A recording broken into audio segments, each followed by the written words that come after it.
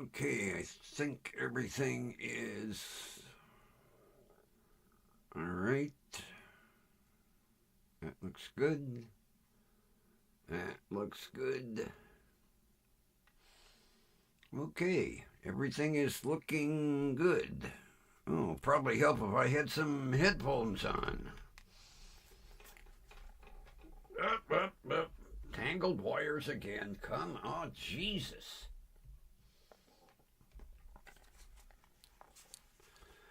Jeez, tangled wires.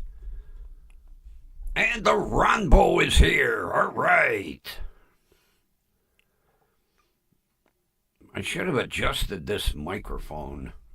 It's sounding funny again. Oh well, too late now. How did that happen? The audio visualizer is on top of my head. Who put that there? You? Oh, Jesus.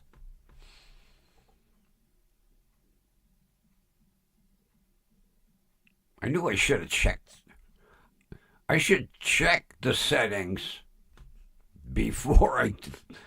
Oh, man. Thing's right on top of my head.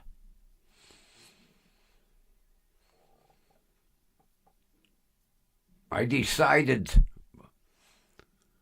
to turn the camera around, and we're looking out the window into my backyard. And there's Kathy. How you doing tonight? How's the paw?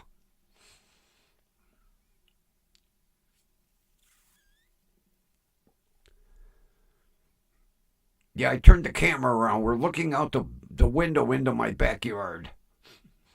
And the damn audio visualizer sitting on top of my head.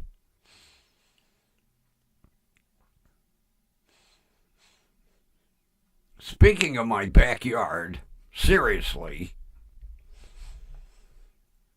today was trash pickup day, and we've got them big fucking monster cans that, you know, the truck with the arm grabs and throws them.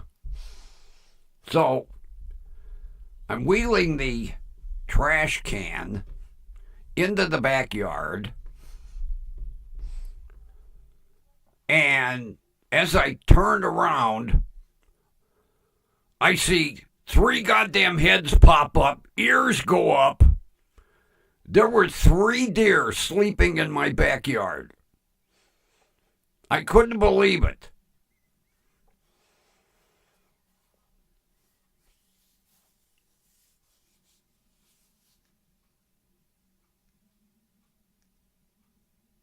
Okay, I always like being in the kitchen. I'm glad to hear Fiona's feeling better. Good.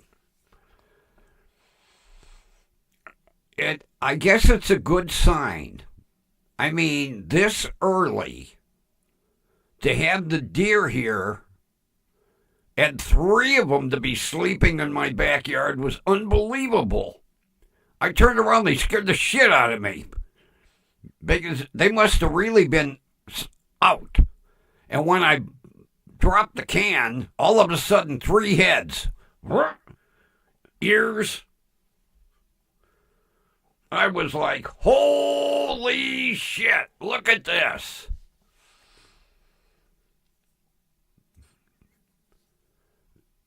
They've never been here this early. So I think it's a good sign of things to come. Because just before airtime, I took a flashlight, and there were 3. They were still there. Now, whether they'll be there in the morning, I don't know.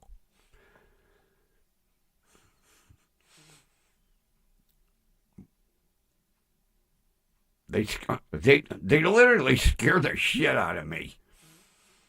Because I turned around, and all 3 heads at once. Ears out. I was like, hi guys, how you doing? Glad to see ya. They looked at me like, who the fuck are you?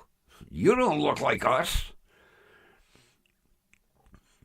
And one of them got up and went back and started munching on the shrub. I was like, help yourself.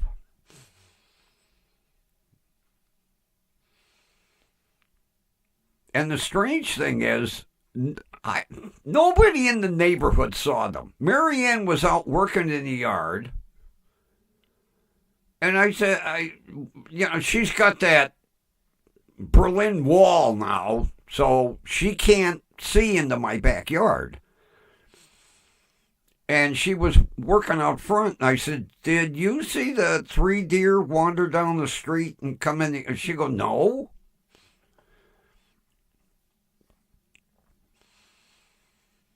So I think it's a good sign. Now these were all does. I'm hoping for a big buck again.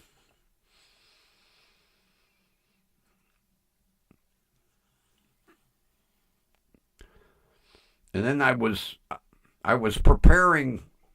It was about 1:00. I'm putting my Hungarian sausage and sauerkraut into the crock pot, and I hear whoop whoop. I said, oh. So I walked outside and walked out front, and what did I see? A police car that had someone stopped for running the stop sign. So I stood there and I'm watching. So he gets license and registration and proof of insurance. He walks back to the car and I'm like, okay, let's see what happens here. After a few minutes, I see a ticket book. I'm like, oh boy. And the next thing I see him tear the pink copy out and hands it to the person. And I see him pointing like, you can either pay or go to court. So he gets in the car. He turns around. He goes up and he parks. Obvious, not hiding. He no sooner put that car in park and boom, whoop, whoop, whoop, whoop. 2 tickets in 10 minutes. So he finishes, and I'm watching him because I told the zone commander, no fucking warnings. I said, this is bullshit. This has been like a drag strip. No warnings. Tickets. So I see him, pink copy. He no sooner pulls around and stops. I don't think he took his... I didn't even see the shift lever. Whoa! One goes the other way. Whoop, whoop, whoop, whoop. I didn't stand out there too long, but in the span of 20 minutes, 4 tickets. Now, I did hear some more whoop, whoop, whoops. So we'll see if he's out there again tomorrow. Because that's another thing I told the commander. I said, hey, none of this one-day shit. I want to see that car out there making money for the city. All right, let's get formally started.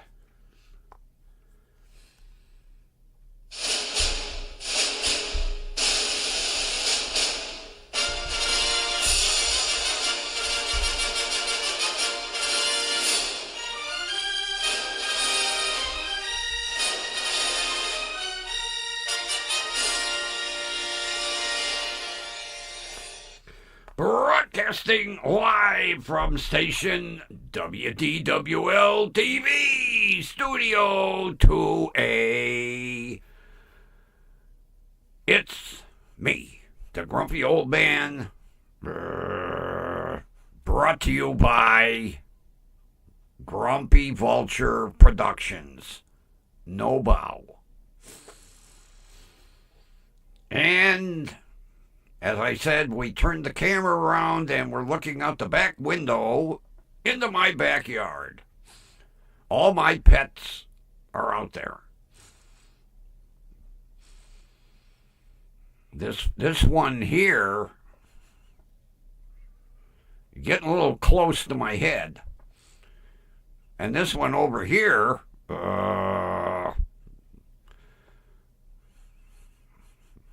all right, T-Rex, take it easy. Be good. Calm down, calm down. You want something to eat? There's the bird. Eat him.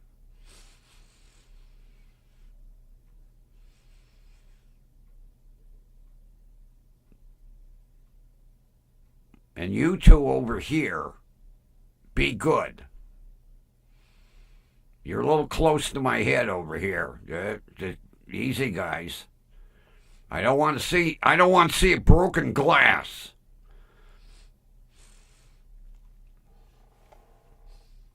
Let me move that out of the way.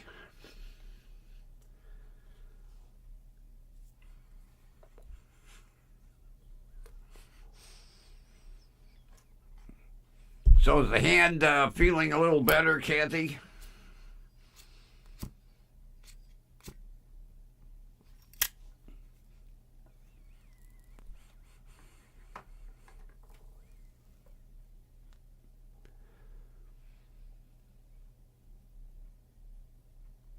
You know, once the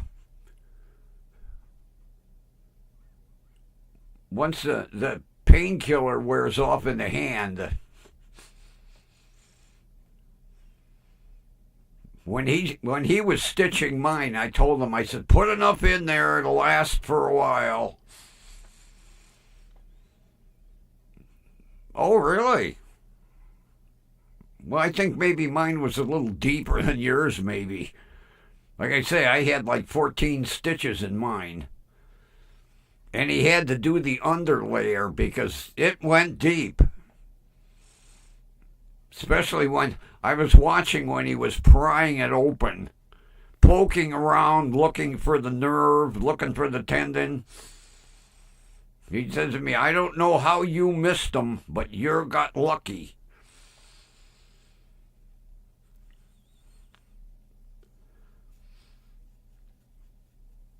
The nerve wouldn't have bothered me. I mean, basically, if I'd have got the nerve, I would have just lost sensation in the thumb. But if the tendon, they would have had to go in and stitch that back together. And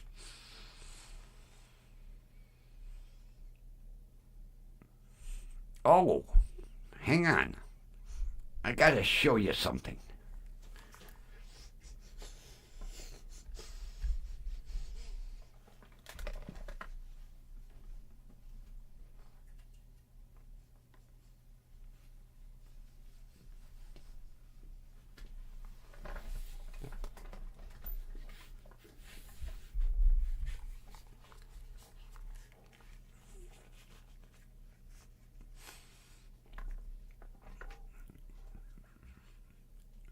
I did this for Ron. I made a trip up to see Ryan and get the Vulture keychain that Ron got for me. Look at the detail. Oops, sorry. Look at the detail in that thing. Talk about detail. Although, I'll tell you what, that beak is sharp. Because I had my keys in my pocket, and that sucker stabbed me in the leg, and I was like, oh, no more putting keys in the pocket with that sucker. I mean,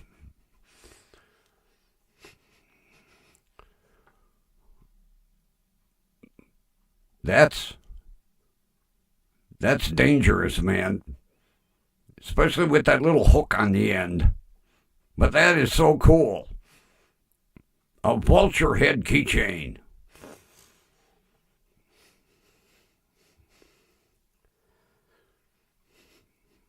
I just have to remember, don't put keys in pants pocket. I can put them in a jacket pocket, but not in the pants pocket. Man, when that sucker stuck me in the leg, I was like, holy shit. But it's cool. I'll tell you what. There is some serious detail. When they made the mold to cast this, that guy was a real artisan because he got super detail on that vulture head. But that's cool.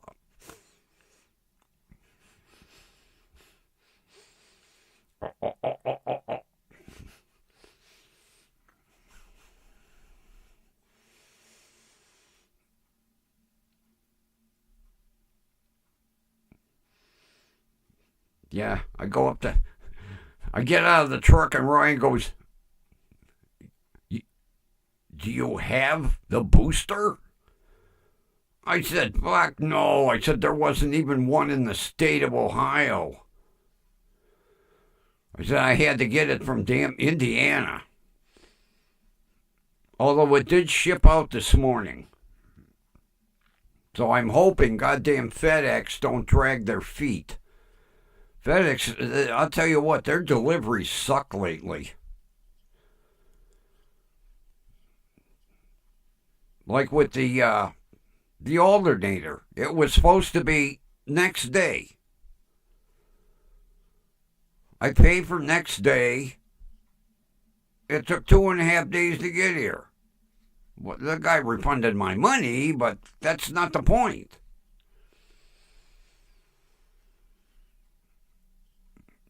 The good thing is, at night, Ryan pulls it in the shop and locks it up.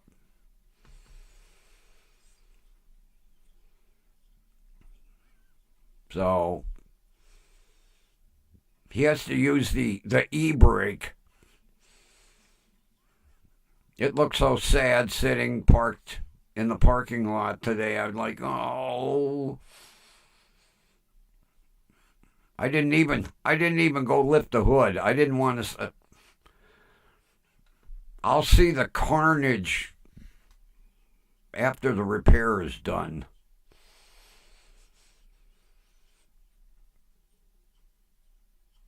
He could not believe I was actually stopping that car. That diaphragm, he said, inside of that booster was so dry rotted. He said he's never seen one like that. I said, well, my luck. I always have the one people never saw, Like you go to the doctor. Yeah, I've never saw symptoms like that. Really? Out of all the patients you ever saw, medical school, everything, I'm the only one that's ever had these kind of symptoms?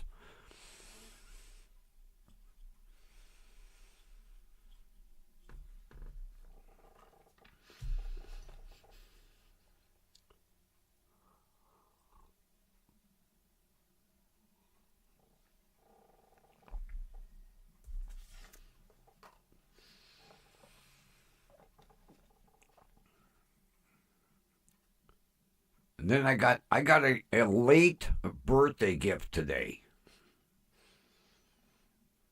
It's a oh God, what the hell do they call that thing?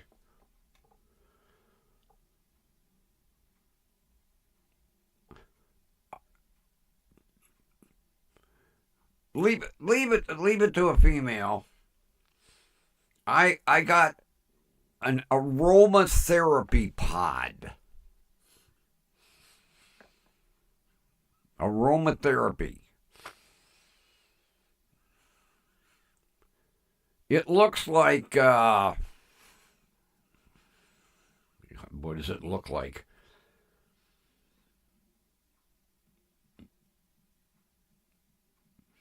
Well, it almost looks like a coconut. It's the same color. It's a pod. And you take the top off, and it has a water tank. And then it comes with, well, I've got lavender and geranium and peppermint, spearmint, rose, and it's got like 10 little bottles of scent.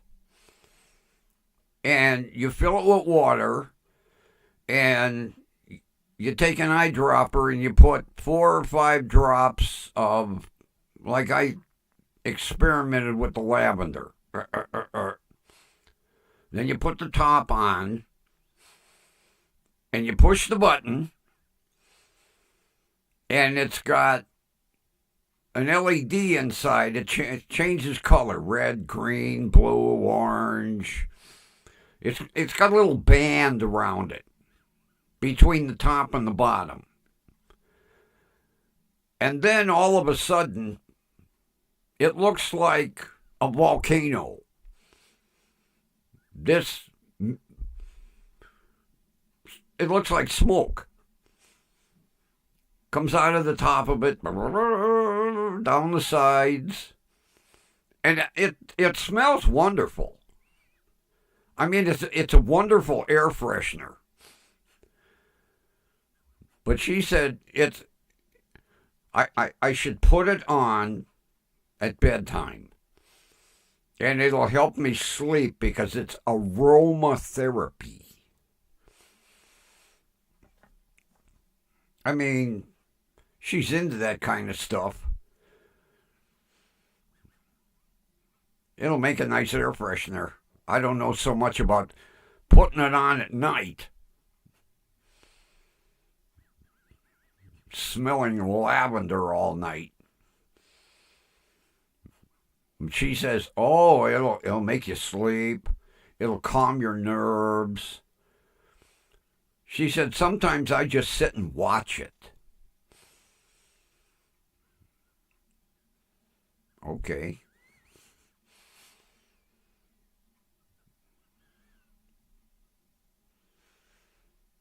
But it looks like smoke. It looks like a volcano. Because it comes out, and it slowly goes down the sides, and it disappears. It's a neat looking thing. I'm not going to use it for aromatherapy. I'm going to use it for air freshener. But it is cool looking.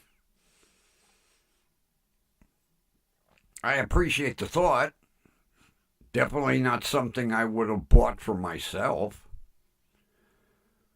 I mean, if I want an air freshener, I buy a, Glade plug-in. There we go.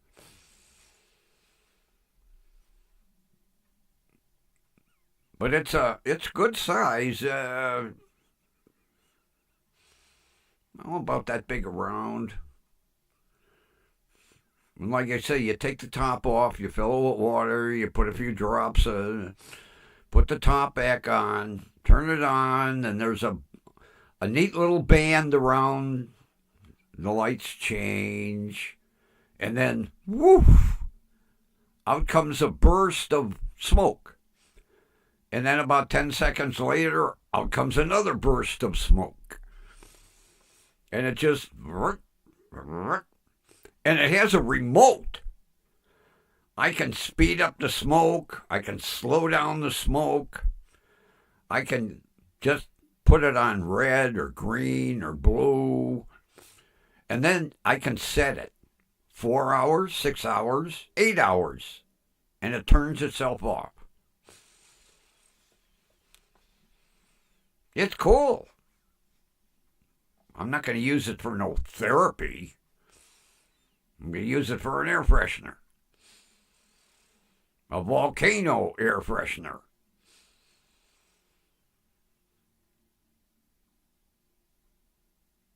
I think I know where she got it. Because I've seen them on Temu. I have a sneaking suspicion that's where she bought it. Aromatherapy. The only problem is when you change scents,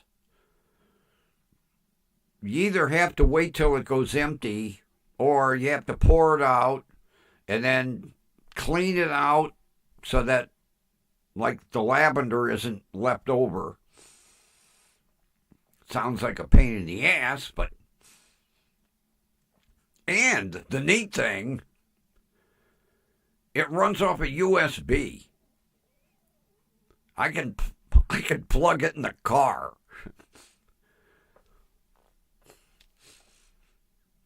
Because I have a USB plug in the car. I could put the thing on the back deck by the back window. People behind me, they're like, whoosh. Hey, look at his car. Look. Watch. Whoosh. I better not put it in the car. Somebody be watching the whoosh and then they'll ass-end me. Weren't you paying attention? No, I was watching that puff of smoke that kept coming out your coconut.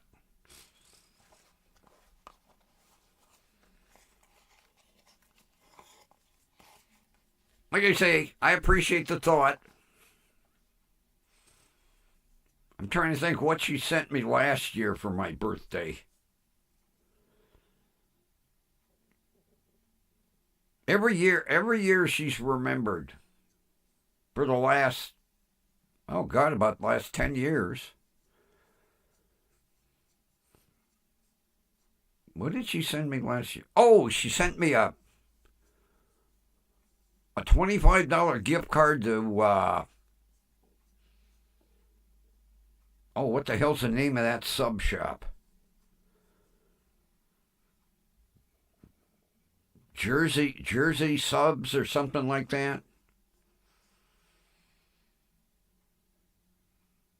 Matter of fact, I'd never heard of the place. It's out in Rocky River. Jersey Subs, something like that. God.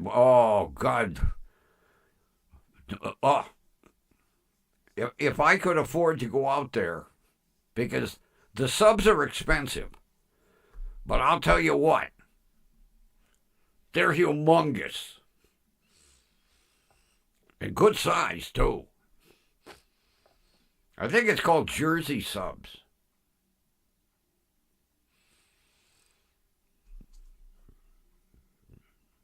Or Jersey Mike's. That could be it. Jersey something. Dynamite sub, though. Holy shit. I got the, something Italian. Big Italian. I was watching that guy make the sandwich and the meat was going... They are not cheap with their toppings. I'll tell you what. That was a killer sub. But when I looked at the menu, I was like, holy shit, are these things expensive? But good. I won't complain. Although it was a gift card, but I mean, had it been some little I would have went, because they make them right in front of your face. And not like Subway. Subway, it's down, and if you want to see them make it, you got to look over the counter. This guy was making it right in front of me. You want the vinegar and oil? Yeah. Salt and pepper? Yeah. Put extra onion on. Boom. I was like, okay.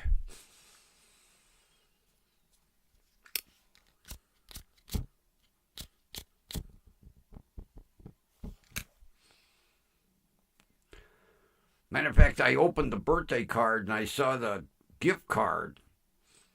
I called her and I said, "Where is this place? I never heard of it." She said, "It's in Rocky River." "Google it, you asshole." "Okay." Google the map. Oh. Okay. I had probably driven past that place a dozen times and never even knew it was there. Now that I know it's there, I can't afford to eat there.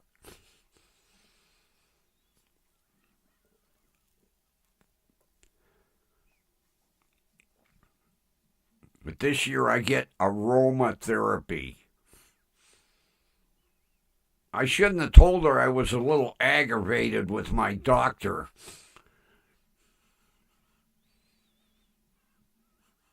I have to call her tomorrow and thank her. "Thanks for the steaming coconut." And she'll go, "Steaming coconut? I didn't send you a steaming coconut." "It looks like a coconut. A volcano coconut." Woof. That's the neat thing. It stops. And then like 15 seconds later, woof. And it no sooner dissipates and woof. It's cool. Kind of a ultra large air freshener.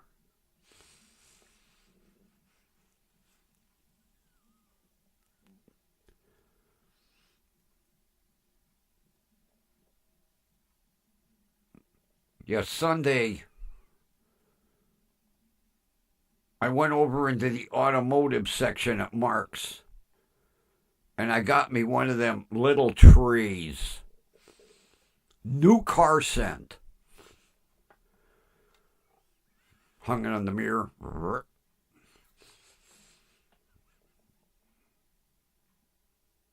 Stopped at another store. Came out, got in the car, and went, "Oh, it smells nice in here. Smells like a new car."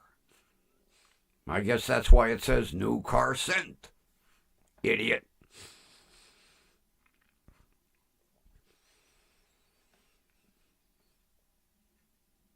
I used to hate getting in my kid's car. He used to have them in vanilla, and there'd be like 40 of them hanging off the mirror. I'd like, "Jesus Christ, you can't breathe in this goddamn car."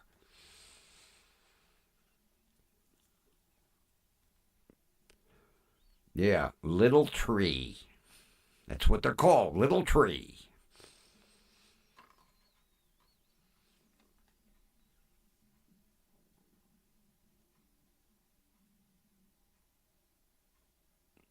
And then I realized about 10 minutes before airtime, I forgot to put the new sticker on my license plate. It's been expired for 3 days now. I'm driving around. I come home. I'm like, "What's this envelope?" I was like, "Uh-oh. I know what I forgot. I forgot to put the new sticker on my license plate." I have to do that in the morning.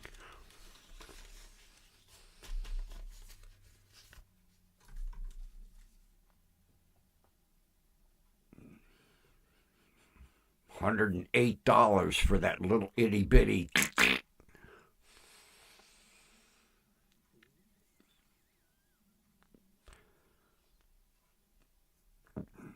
Was it 108?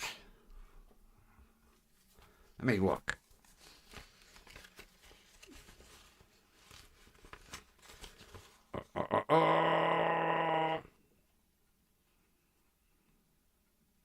Yeah, well, it was 101.62, and then with the registrar's fee,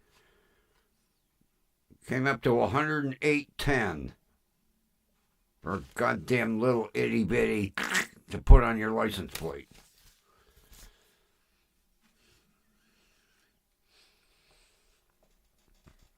which means I'll be good for another year.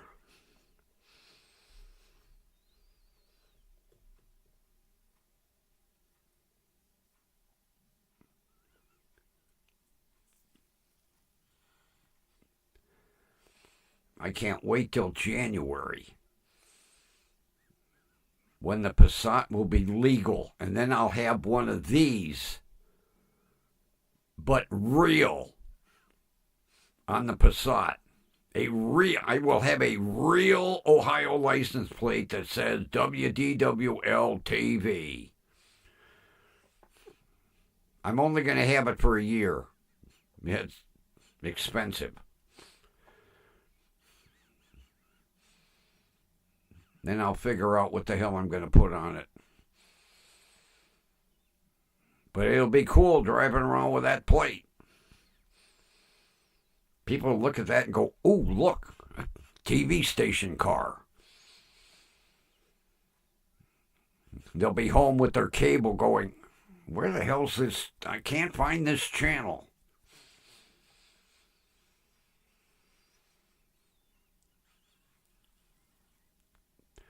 I guess maybe what I should do is download a different streaming software so I could figure out how to put video clips up. If I could do that, I would go out and do some news stories.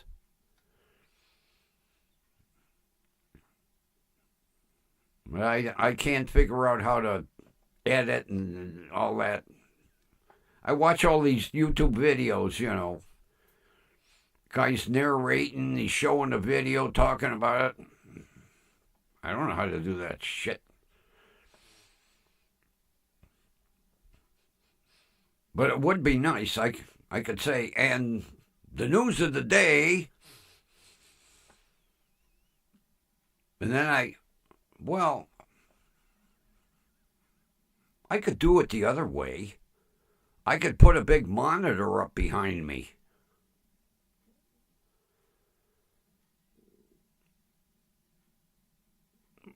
Well, that's okay, Kathy.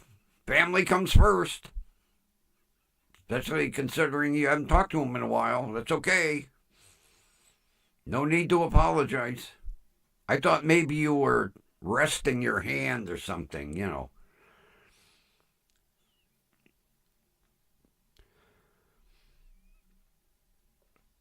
Yeah, instead of trying to learn goddamn new software, I could do that. God knows I've got enough monitors. I could just put a monitor behind me and play the news clip that I film. Like when I filmed my Jack and the Beanstalk tomato plant. I went back and watched that the other day. I still can't believe that fucking tomato. Growing and growing and growing and growing and growing. You ever gonna stop? That had to be probably a 1 in a million tomato plant.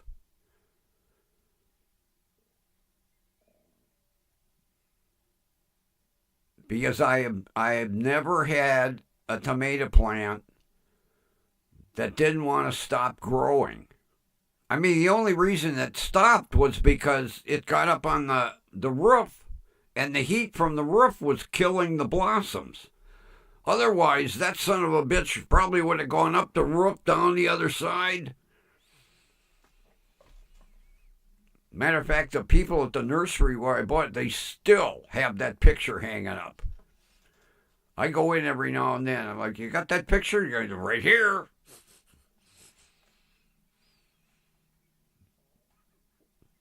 With a big sign underneath. "Purchased here. You can grow one of these." I asked her, I said, "Did anybody else ever?" She goes, "No." She goes, "What did you do?" I said, "Nothing. I planted it."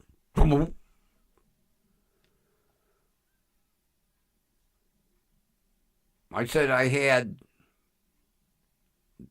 what I did. I told her. I says I drove around the neighborhood, and anytime somebody threw out a hanging basket, I snatched it, and I poured the soil into a barrel,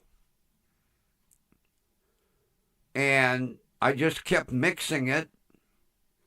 And when it came time to plant in the spring, I dug a little deeper hole. I took some of that potting soil that was out of all them hanging baskets. I put it in the hole. I put the tomato plant in. I covered it over and then watered it. That was it.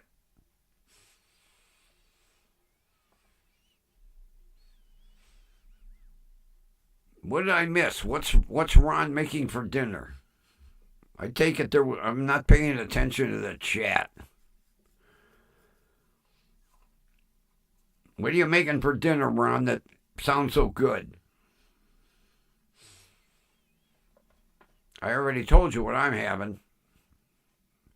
Hungarian sausage and sauerkraut. Mm-mm-mm.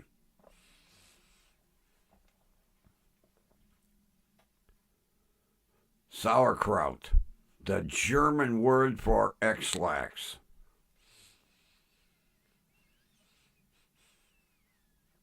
And it's going to be especially good because I saved some of the sauerkraut from the last batch. And I mixed it all together with the fresh sauerkraut. Packed it down.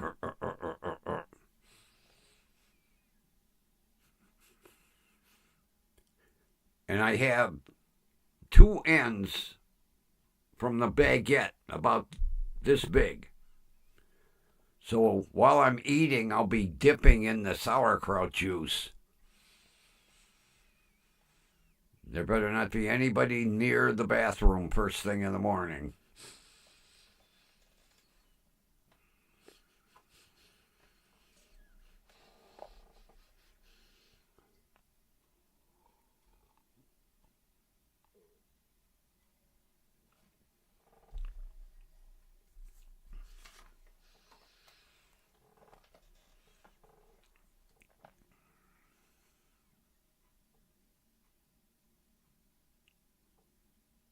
Ooh, that does sound. Oh, broccoli and cauliflower. I love broccoli and cauliflower. My 2 favorite vegetables. With bow tie pasta. Ooh, that does sound good. You're going to have a hell of a meal tonight.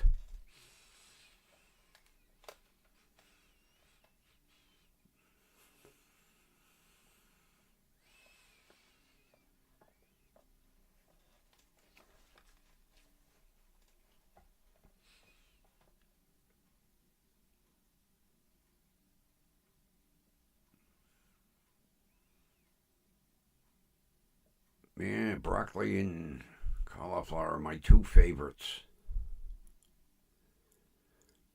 Sometime what I'll do, if I like the look of the broccoli at the store,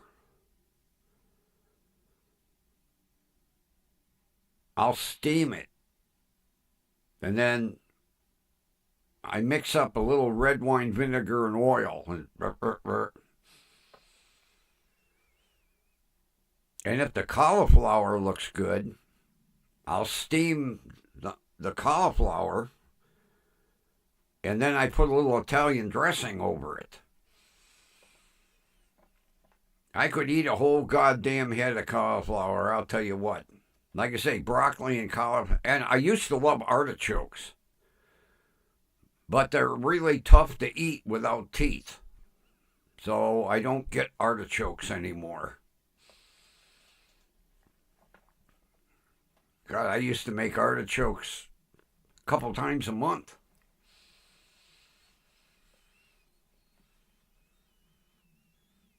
But broccoli, now you got me on the broccoli and cauliflower. I'm going to have to go buy some at the store.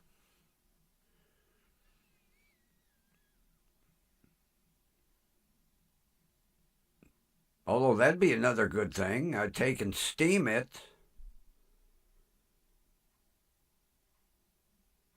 and get some of that cream of chicken soup.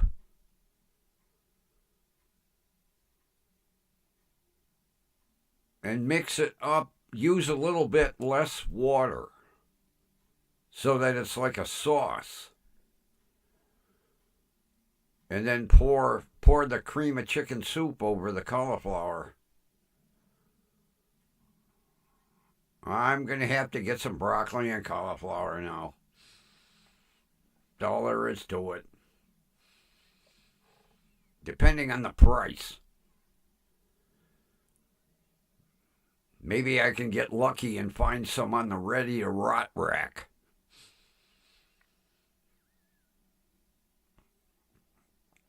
God, last year they had baby carrots. I love baby carrots. I especially like to roast them. Little butter, salt, pepper, put them in the oven and roast them. They must have had 20 bags of baby carrots on the ready-to-rot rack. They were like 3 for $1. I got out my big baking sheet, spread them all out, and roasted them.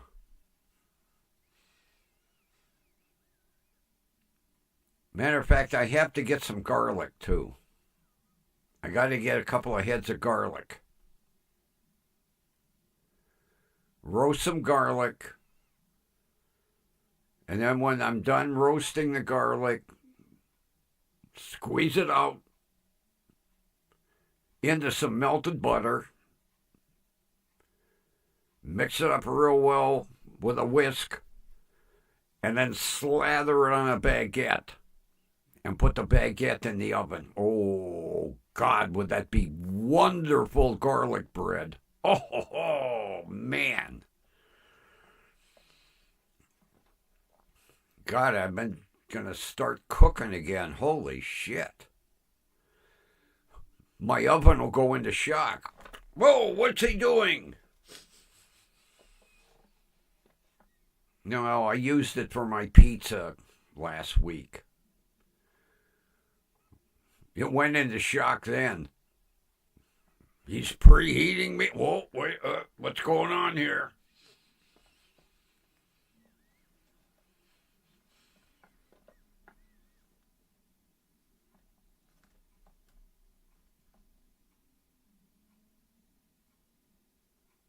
Yep, get some broccoli, some cauliflower, and several heads of garlic.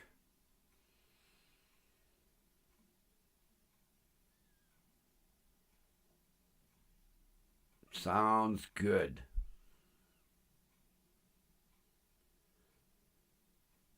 Although I got to get my ass in gear. I got to make my pickled eggs. I was going to do that today. I got sidetracked. I don't know why. Make my pickled beets and eggs.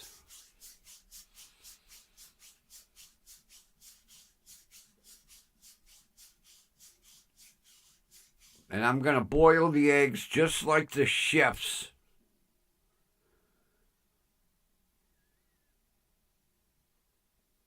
Put the eggs in the pan in cold water.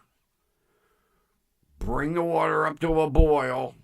As soon as it starts to boil, rolling boil, take it off. Put a lid on the pan and let it sit. And supposedly the shells will pop right off. We'll see.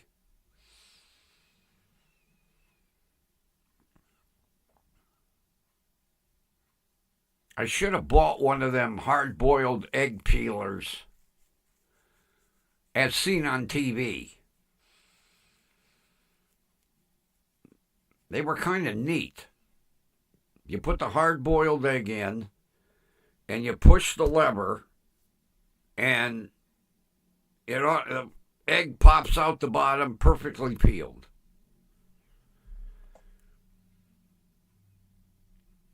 I should have bought one. I guess I'll have to look on eBay tomorrow and see if they have egg peelers.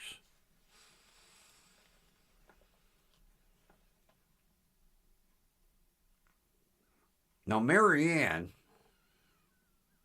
she told me she doesn't hard-boil her eggs in water. She puts them in her rice steamer. And she said they come out perfect. Now, I have a rice cooker. Matter of fact, the same one she's got. She puts the eggs in, puts the steaming rack in the bottom, puts the eggs in. I can't remember how long she steams them for. I'll have to call her tomorrow. She said they turn out perfect. I never heard about putting eggs in a rice cooker.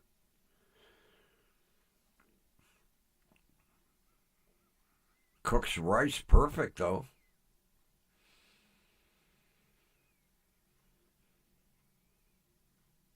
Yeah, every now and then I get on a rice kick.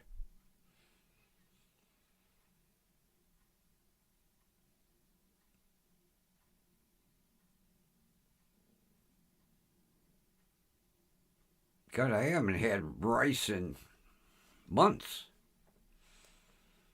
My rice cooker must think I don't like it anymore. Matter of fact, I have two.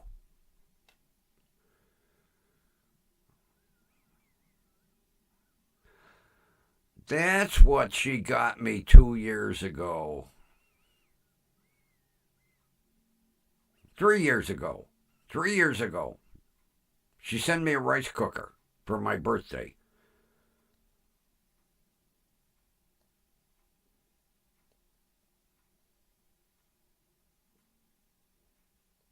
Two years ago. Yeah, 2 years ago I got the rice cooker. No, 3 years ago. I got the rice cooker.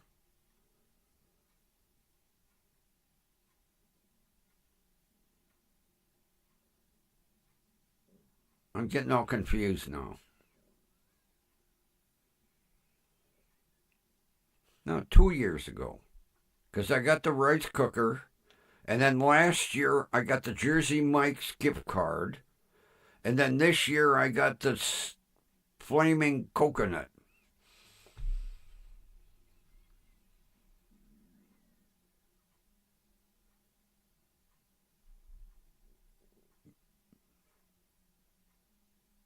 You made hard-boiled eggs in a rice cooker?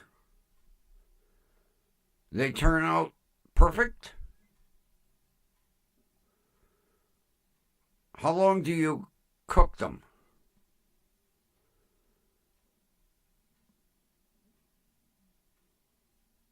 Because my one rice cooker's got a timer.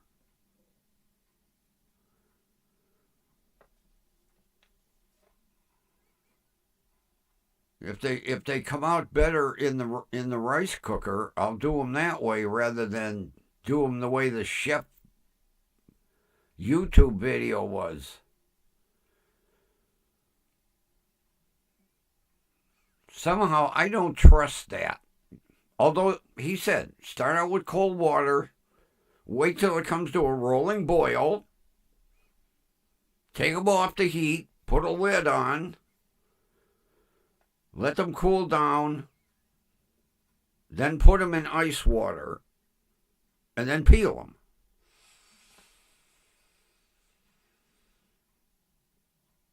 Because nothing pisses me off more than when the egg sticks to the shell. You waste so goddamn much egg. I want nice, perfect eggs for my pickled beets.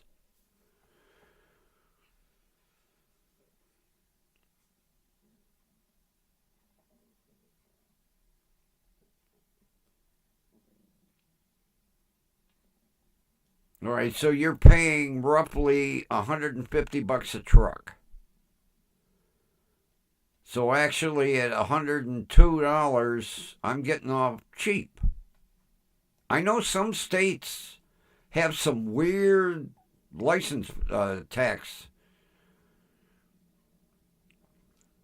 I had a friend when he was living in St. Louis. You paid by the horsepower.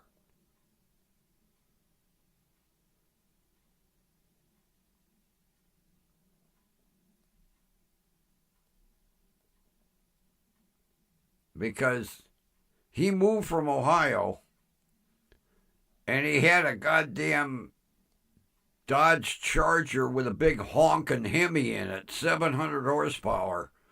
He said his license plates were like $800.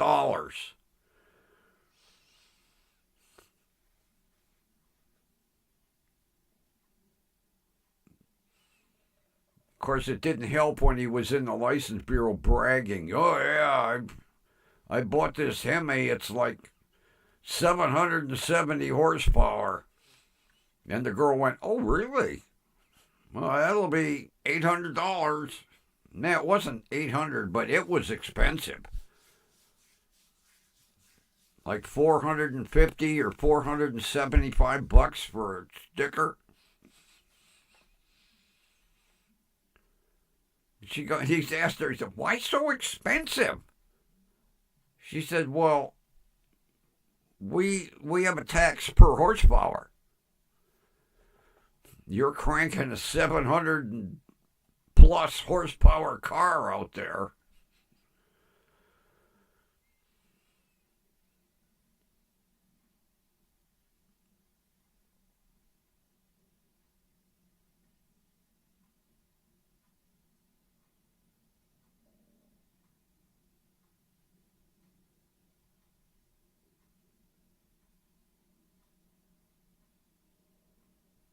What's an old comment?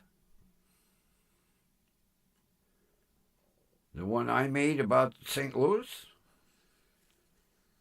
Yeah, I don't know if they still do, but yeah, they charge by the horsepower.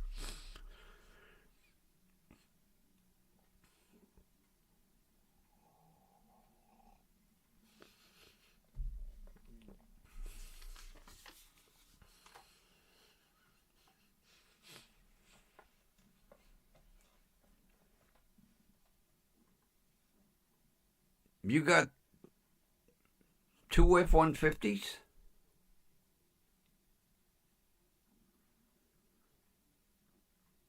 I didn't know you had two. I know you had one. You have two?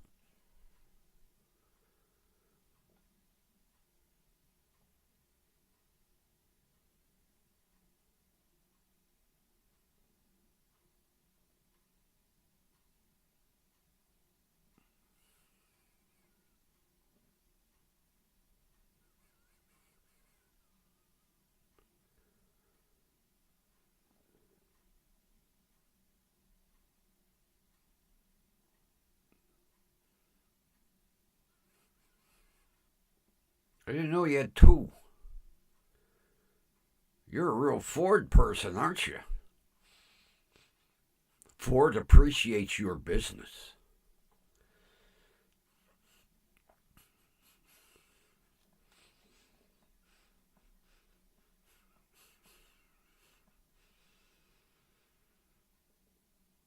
Matter of fact, when I was at the store Sunday, there was a brand new F-150.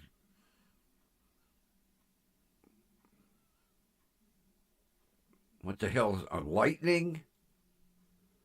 I think it was a Lightning. It was all electric. I could tell by the goofy grill. Because on the electric cars, they don't have a grill. It's a big hunk of plastic that looks like a grill. I'm pretty sure it said Lightning. Because I saw a lightning bolt on it. And there were no exhaust pipes. I was like,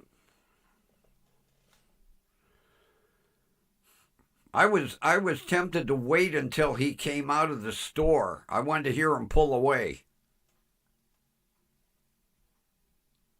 I don't hear anything. How boring. You have this big F-150 and it don't make any noise. You get in and you pull away. I want to hear a honking motor. Is it really? I haven't been keeping up with it.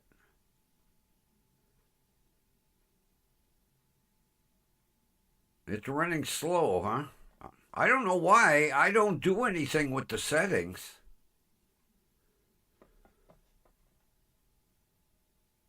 That was like one night somebody said their comments were getting blocked. It had to be YouTube blocking them because the only person that has authority to block anything is Nomad, and he hasn't been around in almost a year. Matter of fact, since the last time change. That's the last time Nomad was around. I think he's given up on us. Him and Mears.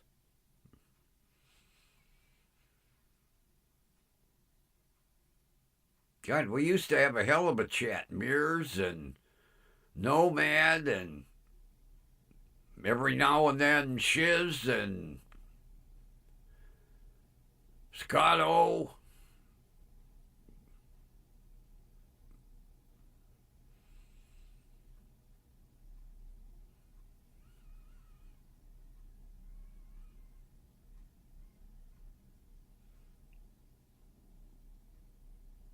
Oh, well, shit happens. So, how's your brother doing since you haven't talked to him in ages? Things going all right?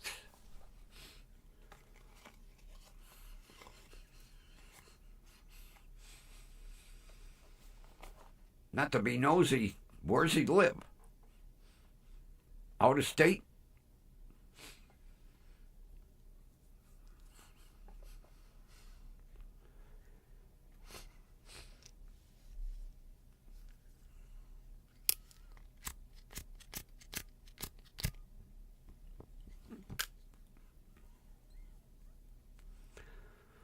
Oh, good. Glad to hear it.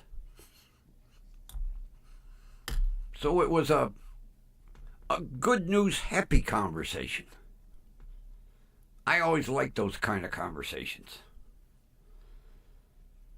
Especially when somebody calls out of the blue. Oh, he's like my neighbor. Several cities over, though.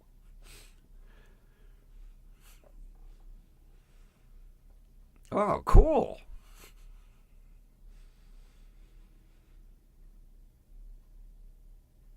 So he stayed in Ohio when you said, I'm out of here. Moved down that big state of Tennessee. Have you picked up the accent yet?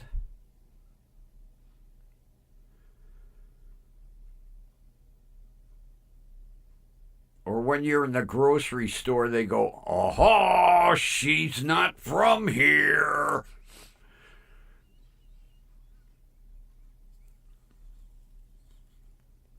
You know what's hard to believe, Kathy? I was dating a girl who lived in Columbus. Now, we're in the same state, okay? 150 miles apart. Cleveland, Columbus. Them people got an accent down there that's unbelievable. I says to her, I said, you guys talk funny down here. She went,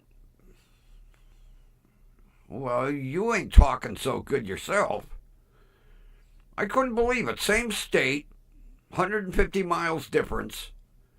You'd think she was like from Louisiana or something. All them people, they have an accent. Columbus.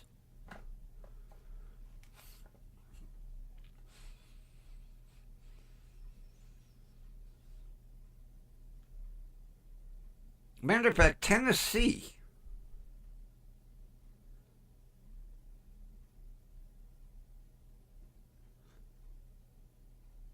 When you're surfing, Kathy, on YouTube, bus grease monkey. The guy repairs big tour buses, motorhome, the big honking. And he's somewhere in Tennessee. And he's like on the top of a goddamn mountain.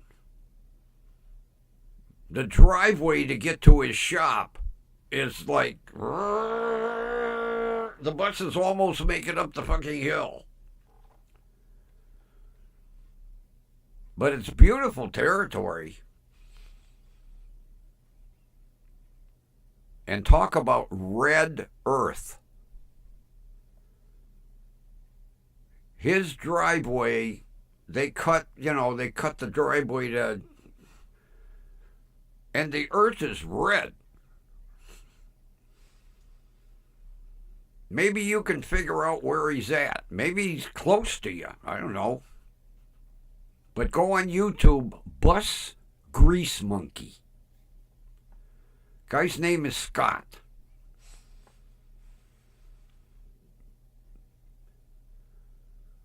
And every time somebody comes in with one of them fancy motorhomes, he films it. Man, you ought to see the inside of some of them things. Holy Christ.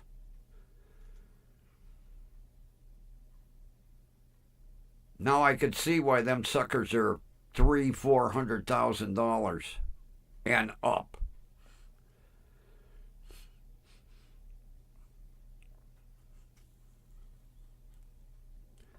I watched a video the other day of $1 million motorhome.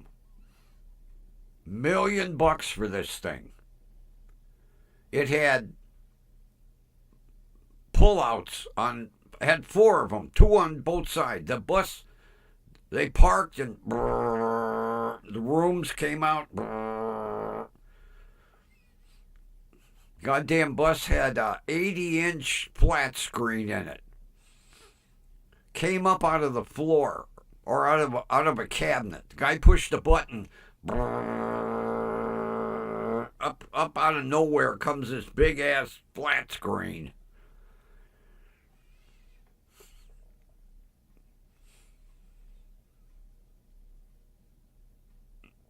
Yeah, I was shocked. I'm looking at that because he like cut it out of the side of a mountain, and you see, layers and layers of red dirt.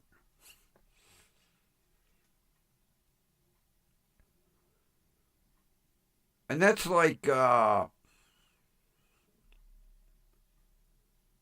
want to say,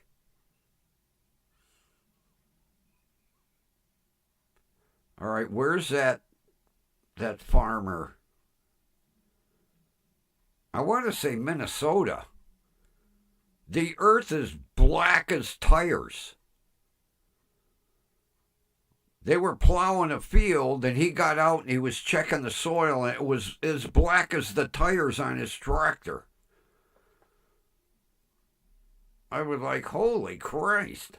But seeing that red soil, and I mean red, like what's on top of my head. But check him out, Bus Grease Monkey. Every single video, he has a bus coming up the driveway. Beautiful territory, though. Oh, man. Absolutely beautiful where he's at. But I couldn't get over that red soil.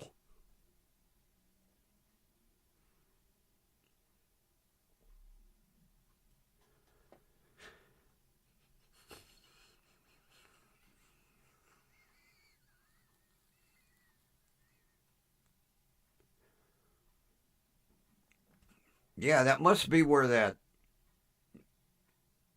millennial farmer. I'm pretty sure he's in Minnesota. He was out plowing them fields, and that earth was as black as coal. I mean, it's hard to believe different states. You know, in Ohio, we got the shitty brown crap. Because we have a lot of clay in our soil here.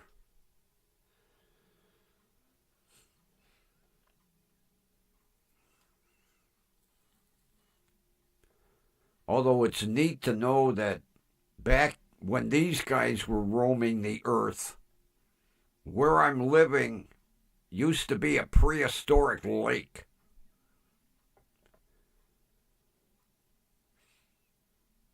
The water slowly over the years dried up.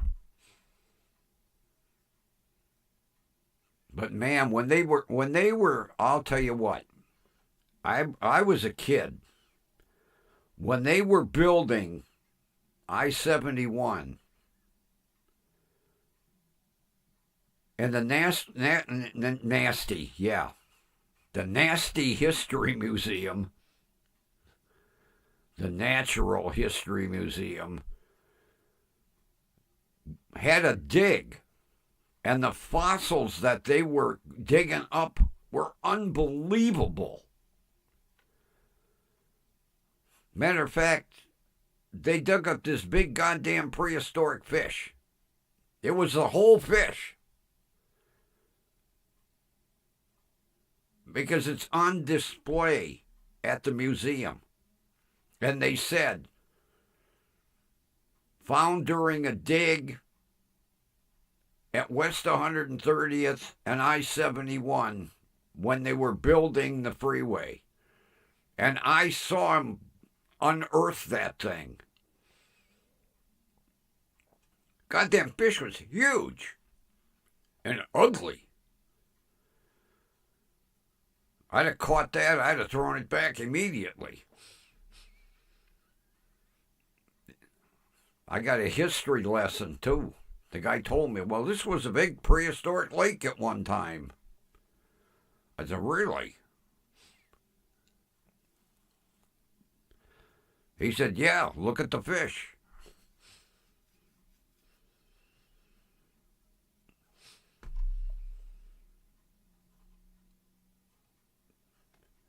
Yeah, they were out there for about 3.5 weeks.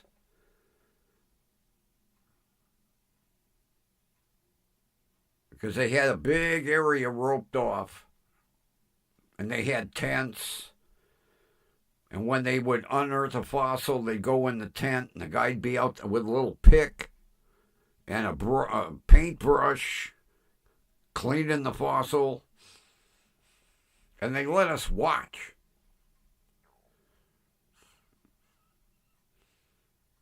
I'm trying to think how old I was. 10, 12.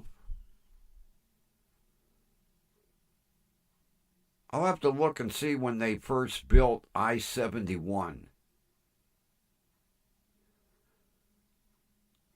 Because it was right down the end of the street.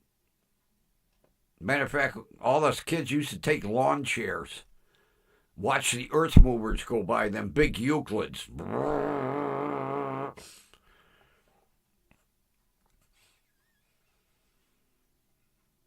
I tell kids nowadays, I watched them build that freeway. And they're like, holy Christ, you're fucking old. What? Because when they paved the first lane that went from 130th to 150th, I snuck over there with my go-kart. And up to 150th, turn around, come back. Then after about the fourth pass, the goddamn security guard chased me away.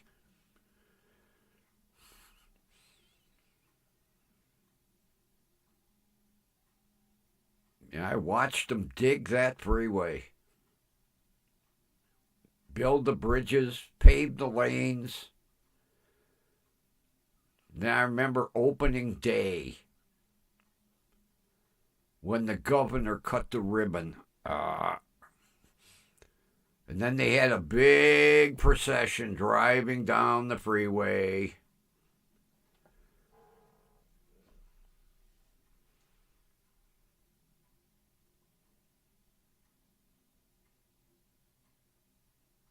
How far away from you is he?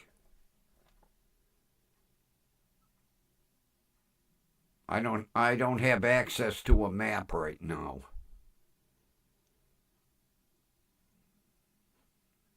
Home of Minnie Pearl.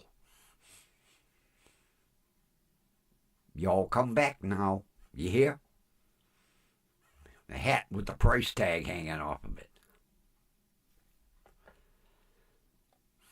I remember when they had Minnie Pearl's chicken restaurants. They didn't last long. Although that was back in the day where every goddamn restaurant chain got a hold of some star. Minnie Pearl chicken. We had Roy Rogers roast beef.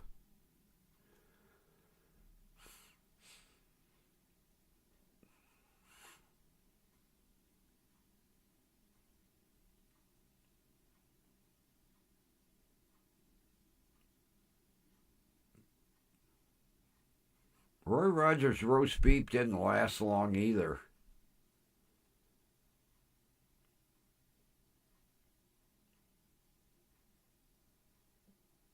Matter of fact, Roy Rogers roast beef, the restaurant started out, they were called Robies. And Arby's sued them because they said Robies was too close to Arby's. And then that's when Robies hooked up with Roy Rogers. And they changed the name from Robies to Roy Rogers roast beef. But they didn't last long. $300 miles. Okay.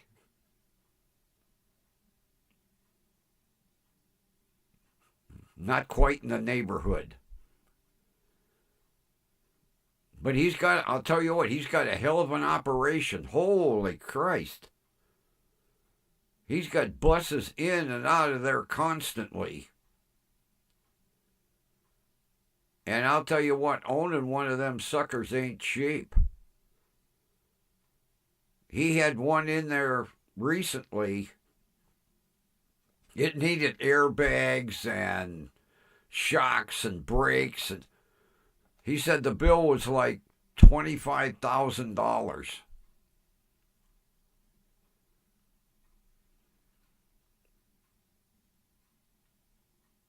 Oh, aren't those sandwiches great with that marbled rye? Oh, I love that bread.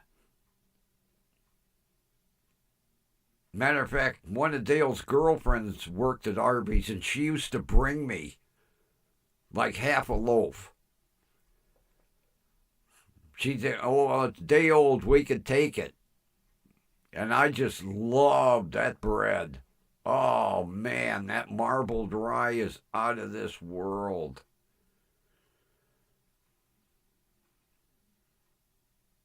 I even commented to the manager, I said, you know, you guys could make money selling just the loaves of bread.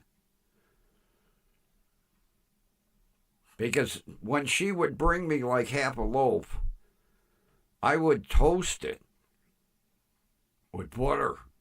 Oh, man.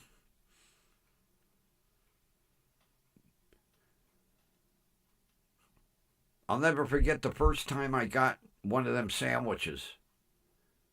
And the girl I was going with at the time, she was like, what the hell you got there? I said, I got a corned beef sandwich. Well, what kind of bread is that? That's not corned beef bread. Oh, yes. Oh, yes.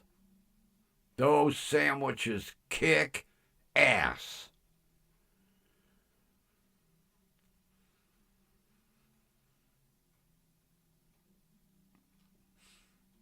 Oh, yeah, the special sauce. Oh.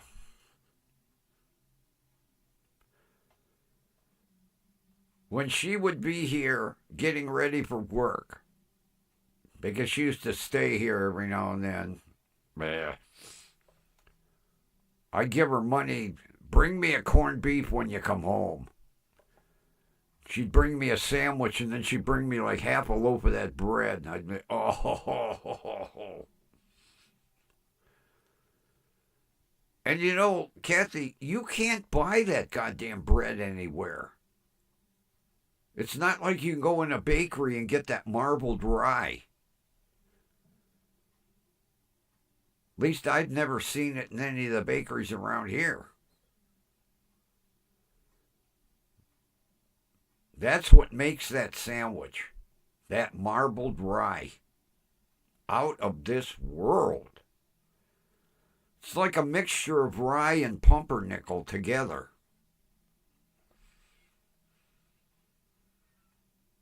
Now I'm going to have to go to Arby's.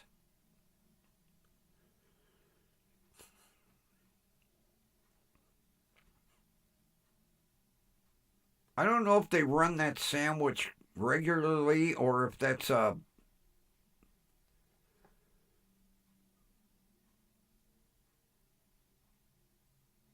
I'm going to have to check. I think they only do it certain times of the year. I don't think they run that sandwich on the menu regularly. I could be wrong, because I haven't been to Arby's in quite a while.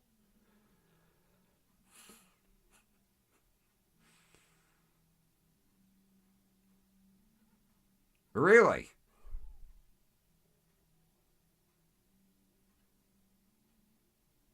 I guess I'll have to ask the girl at the bakery at Gigantic Eaglet.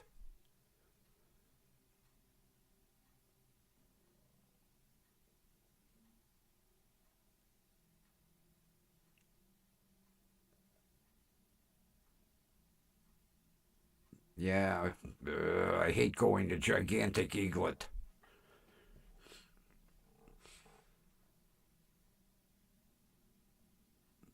But we only have one that has the bakery. That big ass monster store that you can never find shit in. Jesus. I hate that store.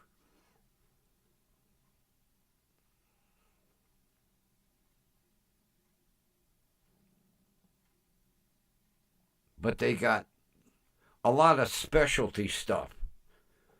Like they have a whole 40-foot aisle of Asian, and a 40-foot aisle of Indian. And the store's the size of a warehouse. When I have to shop there, I pack a lunch.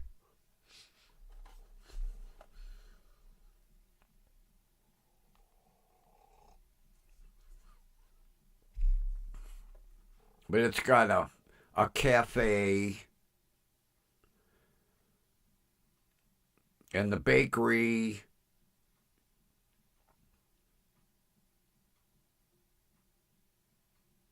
and the sushi stand. God, I haven't had sushi in a while either. Oh, I guess I'm gonna have to go to Gigantic Eaglets and get me some sushi.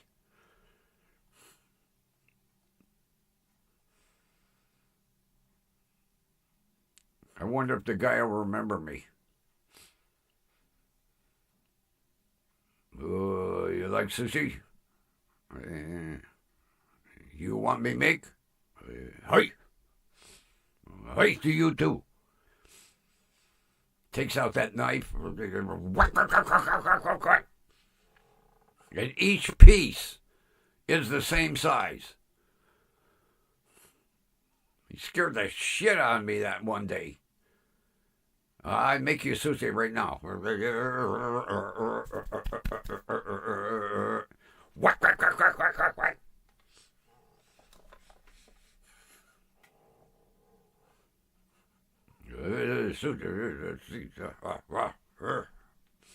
Hi.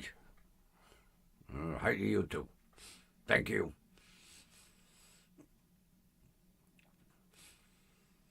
He has it pre-made, but I love to watch him make it in front of me. Because I'll get both kinds. You have one where the rice is on the outside and the seaweed's on the inside. Then he makes one where the rice is on the inside and the seaweed's on the outside. And about that big. And then he takes that samurai sword. Whack, whack, whack, whack, whack, whack, whack. And it's amazing. Each piece is the exact same size. Although he told me, and he showed me the certificate. Now, I don't read Japanese. He studied 20 goddamn years before he got his certificate. I was like, God damn. Kids nowadays, 4 years to get their college diploma. 20 years before he was a certified sushi chef. Yeah, he's got that certificate posted up in the back wall of his stand. See? I can't read that. That could be a recipe for banana pudding. 20 years. 20 years.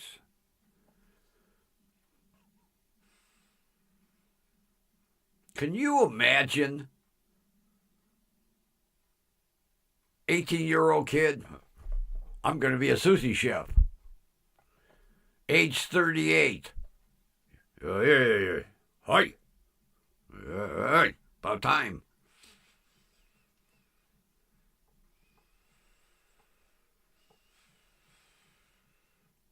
Yeah, but can you, Ron, when you came out, I mean, you had a hell of a trade.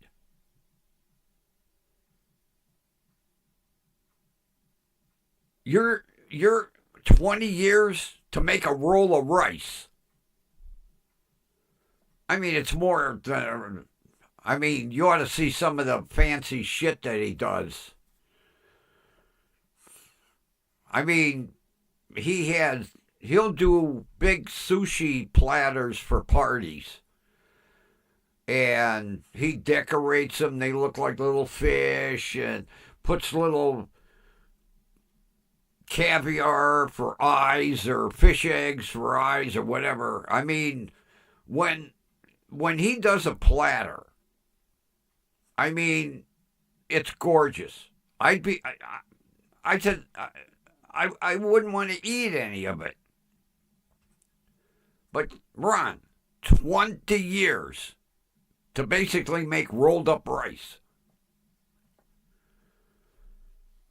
I mean, when you got done, I mean, everybody needs a lawyer sooner or later.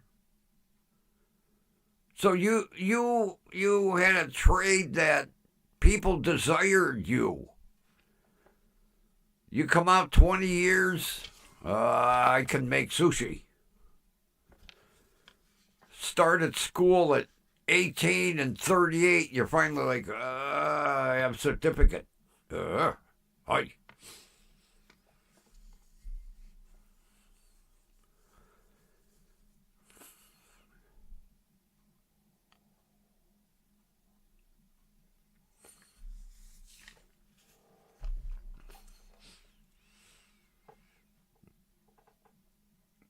But like you say, Ron, when you came out, you had a trade that people desired you.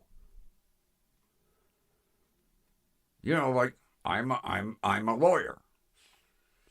The guy next to you, I make sushi. Next, 20 year.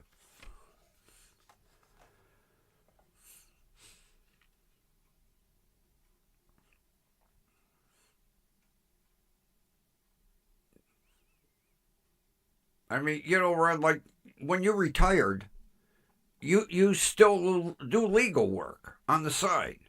People still desire your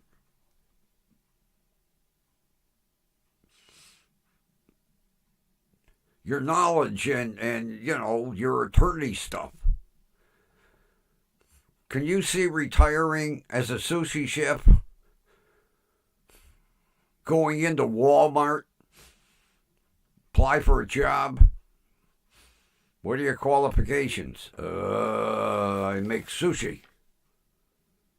That's it? Okay, we'll make you a greeter. Welcome to Walmart. Welcome to Walmart. To you too.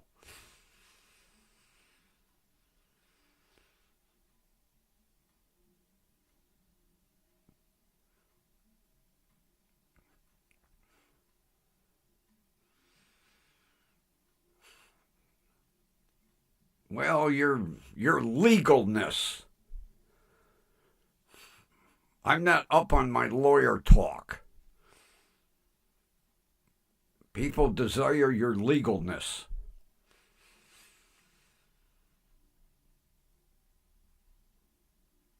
How the hell could you survive doing everything pro bono? How the hell do you pay the rent?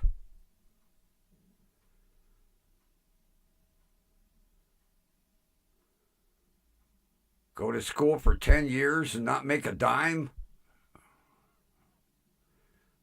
At least the guy making sushi makes a little money.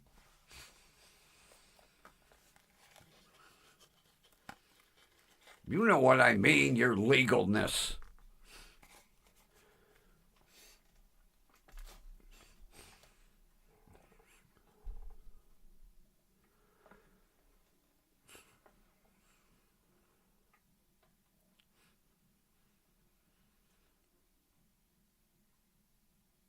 Oh, yeah. Yeah. Can you see some of them commercials from back in the 60s and 70s on TV today? Oh, yeah. Pardon me, I got a dinosaur in my throat. Oh, yeah, the high karate commercials were really sexist back in the day. That shit wouldn't fly today.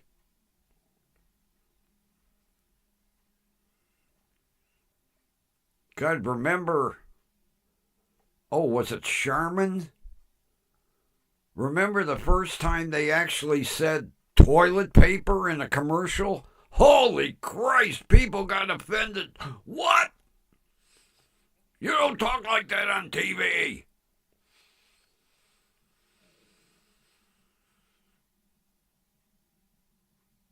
Yeah, that was controversy, man, when they said toilet paper. And I love the commercials. It's toilet paper, right?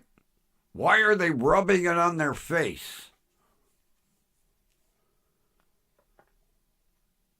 Of course, I guess they can't really show. Yeah, they rub it on their face. And have you seen the new Charmin commercials with them three women? That old lady sitting up there rolling out the toilet paper. Another one, she's wrapping it around her neck.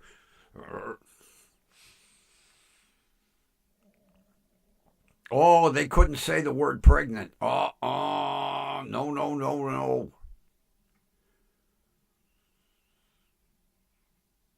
They said something like, soon there'll be the pitter patter of little feet.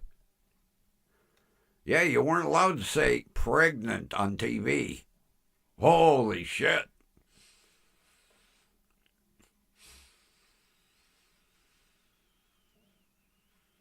Oh, the shit hit the fan. Oh, yeah. That show, oh man, the shit hit the fan when they showed a toilet. Yeah. Oh. I remember that.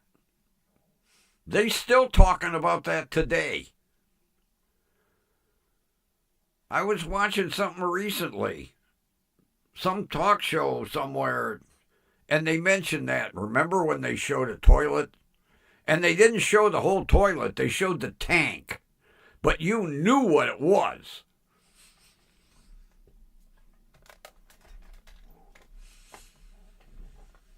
I'll never forget on Hawaii 5-0, the first time one of the guys said, damn it.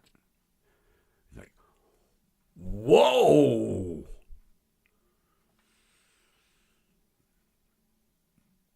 Yeah, the FCC threw a fit with that one. And then they finally relented. And they said, okay, every show you can say 2 damn it's.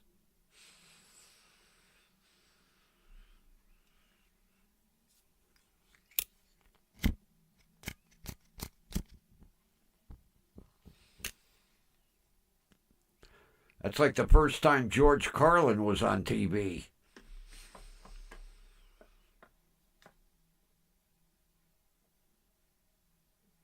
I can't remember.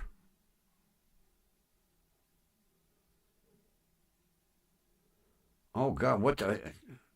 It wasn't Carson.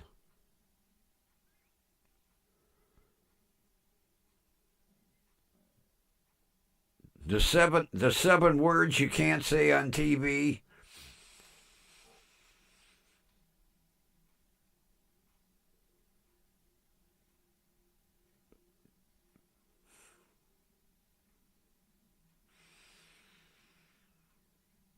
Yeah, what was it? Jack Lord. The first time he said, damn it. Oh, man. Christ, now you. That's mild compared to some of the shit they say on TV today. More on cable. You can't really still get away with a lot of that crap on regular broadcast TV. People get offended to this day.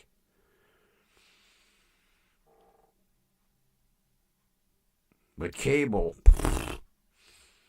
watch some of the comedians on.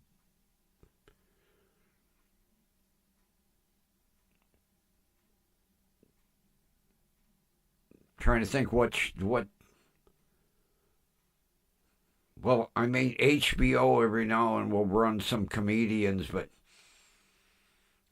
some of the shit that they say nowadays, yeah.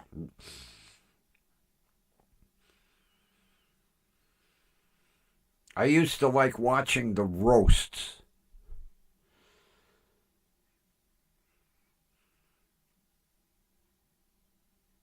God, I remember watching.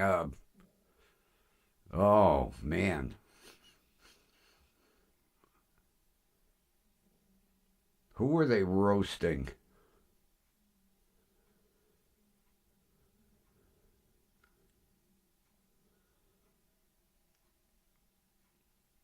Oh God, I can't think of his name.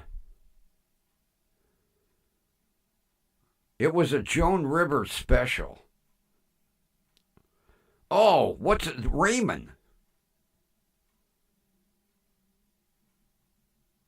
The big Ray Romano.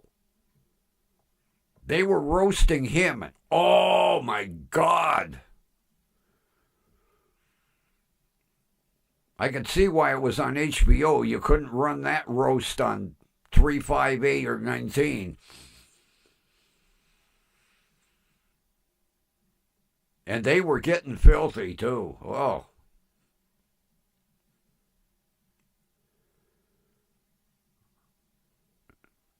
Especially, oh God, I can't think of his name. Roseanne's husband.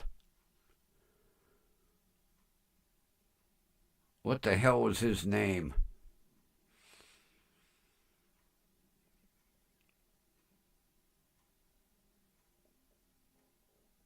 He was a comedian.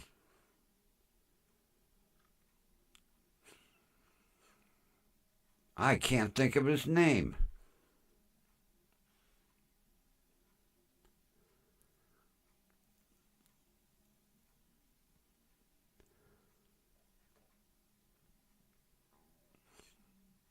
Oh, I used to love the Dean Martin roasts.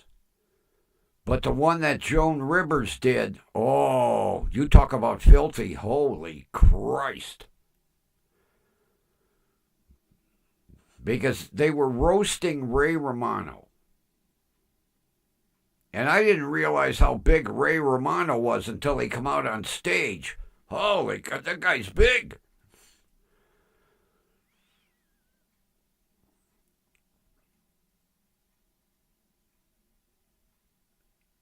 And the first two, well, let's see. Sarah, what's her name? Sarah Silverman. She was one of the comedians. She wasn't too bad. And I can't remember the second one.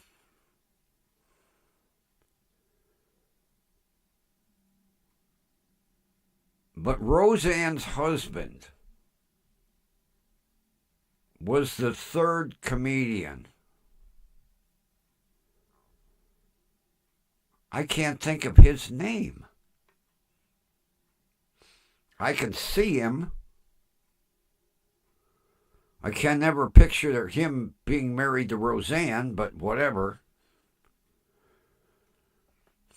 No, not John Goodman. No.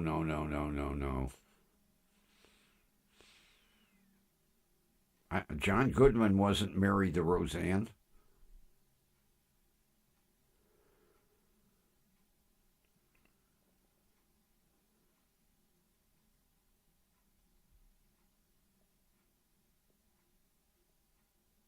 God, I can't. I can see him. I close my eyes, I can see him.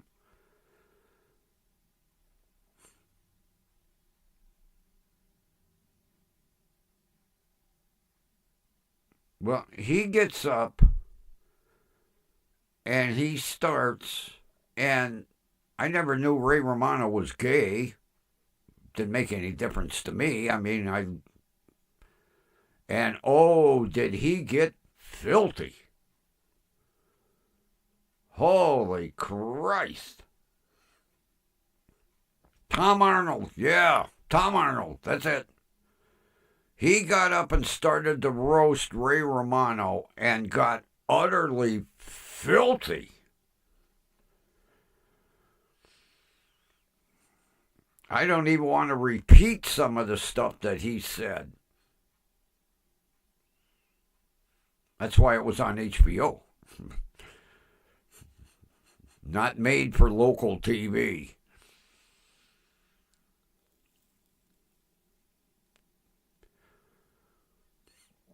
Of course, most of Joan Rivers' roasts were on the filthy side. But Dean Martin, I used to love the Dean Martin roast. They were hilarious.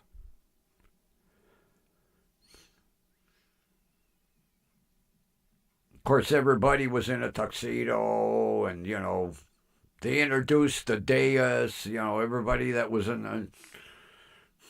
All big name comedians from back in the day. I still remember the Dean Martin roast when they roasted Ronald Reagan.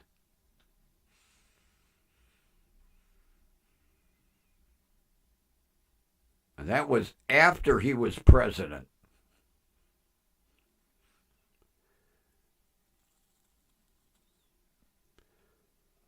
Oh, the Dean Martin roasts were hilarious.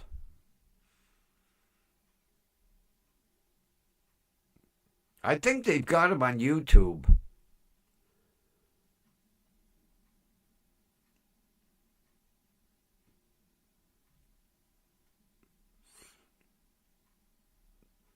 God, I remember back when I was a kid, Sunday night watching Red Skelton. That was a trip.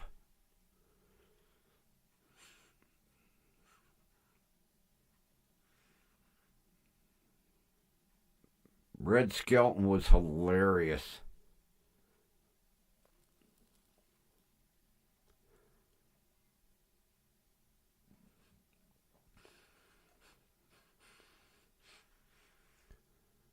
I remember the night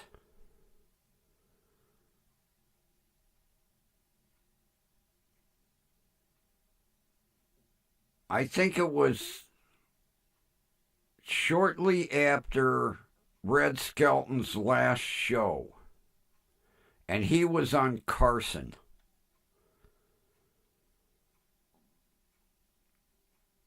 And he was so goddamn funny that Carson couldn't stop laughing. He just had Carson in stitches. Yeah, good old Clem Cadiddle Hopper.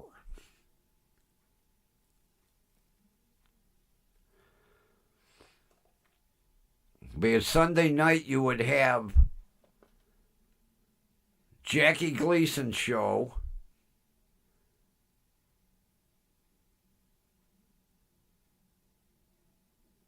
Let's see, I think it was Gleason. And then after Gleason was Ernie Kovacs, and then Red Skelton. Those were the three big shows on Sunday evening. I loved Ernie Kovacs. Oh, he had a sense of humor that was unbelievable. I'm showing my age.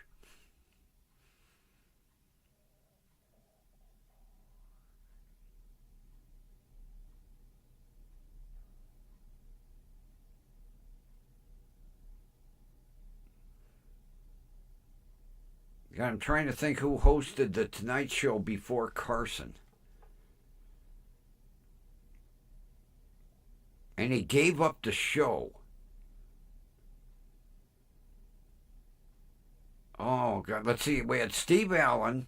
And then who was after Steve Allen? I didn't like... I didn't care for the Tonight Show when... God, what was his name? When he was the host.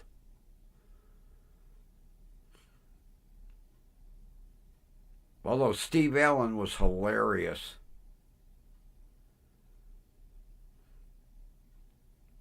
I'll never forget the one Steve Allen show. Yeah, Jack, but Jerk Parr. Yeah, Jerk Parr. I couldn't stand Parr. But the one night, and you know, it was live TV back then. It wasn't recorded. And they had some sort of electrical fire in the back end of the studio. And it wasn't anything really serious. They didn't have to evacuate the studio. And the fire department come in, and whatever it was, they took care of it right away. And Steve Allen called the battalion chief up, you know, on stage. And, of course, he's in his fire gear and everything. And he explained, yeah, there was an electric outlet that had a short back there. We took care of it, you know. And Steve Allen says, wait a minute, I got a gift for you for doing such a good job. And he handed the goddamn battalion chief a salami. He said, here you go. The battalion chief looked at him like, huh? Yeah, it's a thank you. It was a goddamn salami. And Steve Allen used to do goofy shit like that. Well, thanks, Chief, for saving us from a big fire. By the way, we have a special parting gift for you. Here you go. A salami.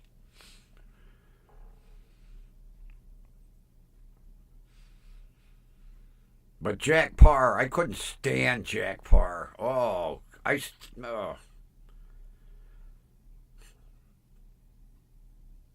Jack Parr had a dry sense of humor.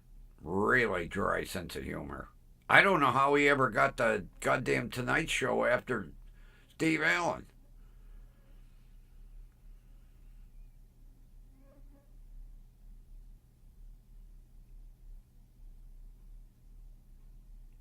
That was the golden days of TV.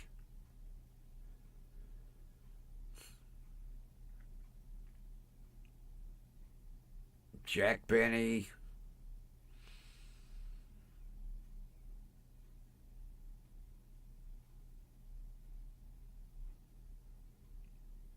Oh, definitely, Ron.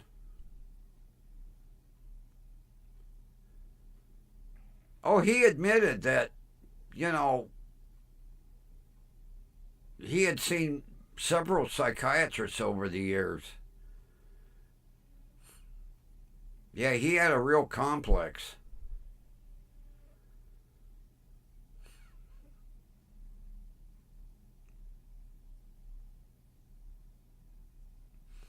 Well, yeah, Carson was in a contract. Plus, he wasn't really a big name. You got to realize NBC took a big chance with Carson.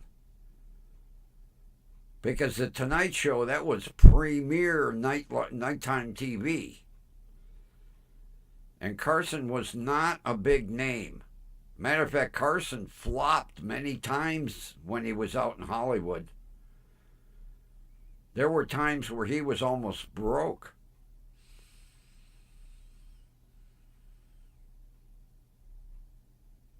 And Carson was going to turn it down.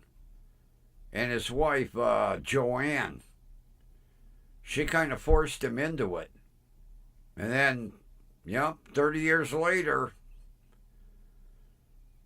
he was going strong.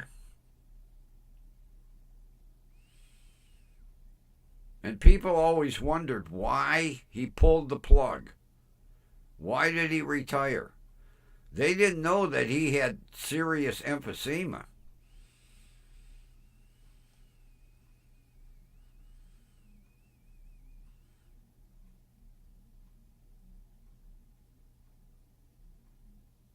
Yes, good old Skitch. He just kind of faded into the background. I mean, there were a couple of times Letterman had Skitch on, and I can't think of another. But he just kind of faded into oblivion. But Carson retired for health reasons. People didn't know that.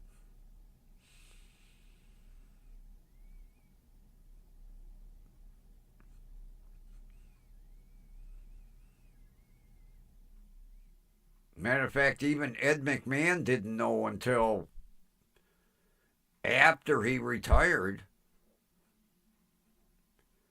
Carson invited him out on his yacht for lunch.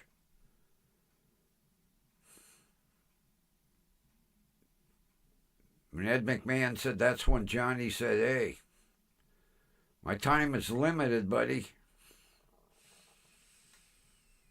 Although Carson smoked like a chimney.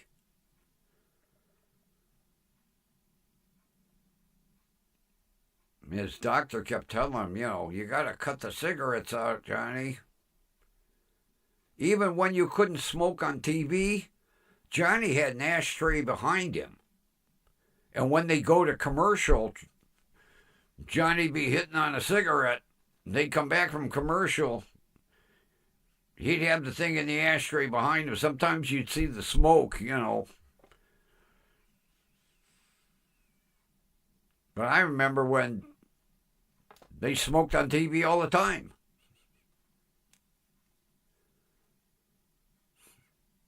Matter of fact, Carson had that cigarette box on his desk. Whoever, Rodney Dangerfield come out.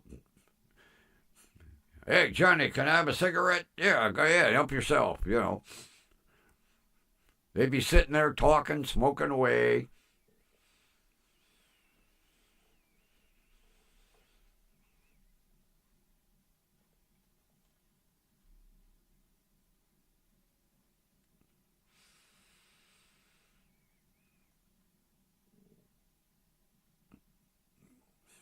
Well, you know,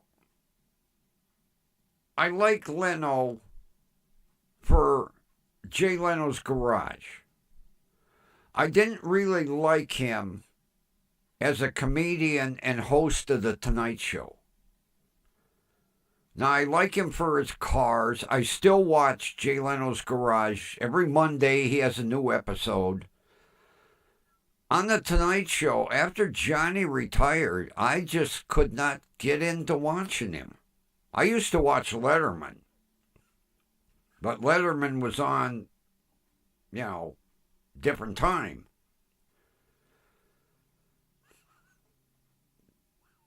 I was kind of upset when Letterman retired.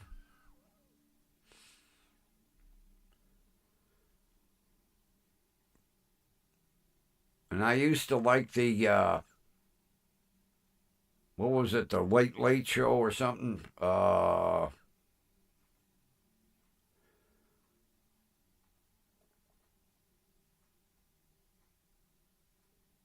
Who the hell was the guy?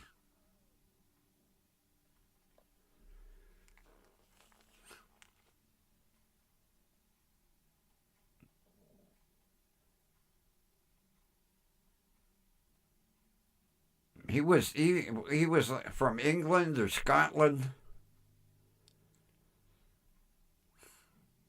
Matter of fact, he retired and he regretted it afterwards.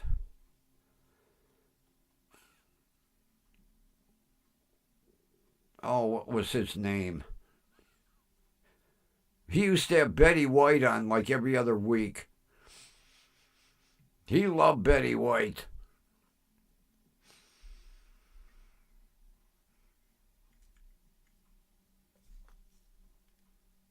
Oh, God, what was his name?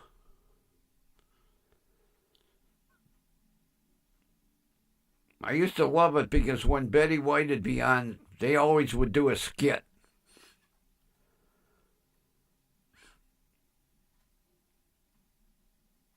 I still remember the one, Betty. He says, Betty, you're retired. You got all kinds of money. How come you're working? And she goes, oh, I'm hooked on the big H. And he went, heroin? She said, no, the Home Shopping Club.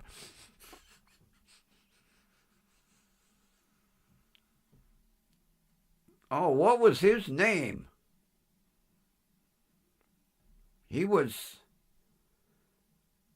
I think he was Scottish. I don't think he was English. All right, Rudy, have a good one.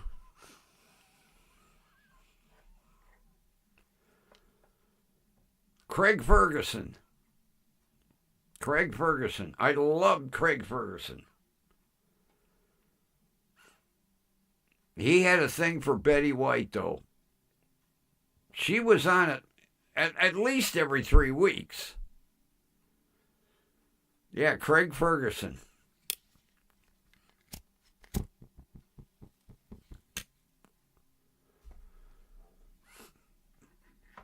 Well, Ron, you had the Craig right.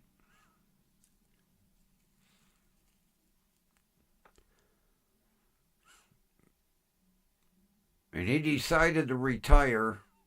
And after he retired, he said he regretted it.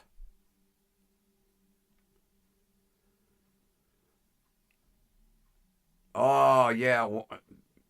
Every time Betty White was on, man, I would just about piss myself. They were hilarious. They made a good team. But every time she come on, she'd do a skit. It wasn't like she was just a guest. They'd do a skit, and the skits were hilarious.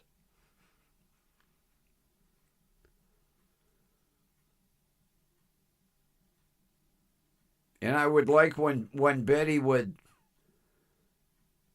talk about her trips to the zoo. Like the one time when she went to see the newborn baby hippopotamus. Although Betty was big on animal rights, man. Matter of fact, she donated her whole fortune after she passed to, what was it, San Diego Zoo?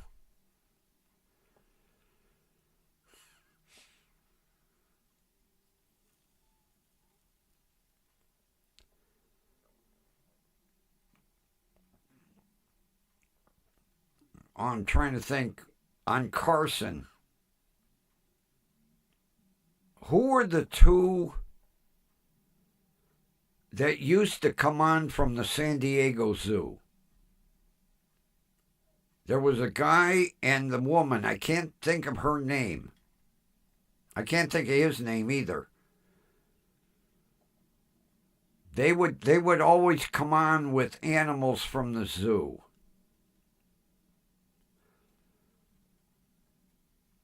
Oh, God, I should remember her name. Oh, I can't think of her name.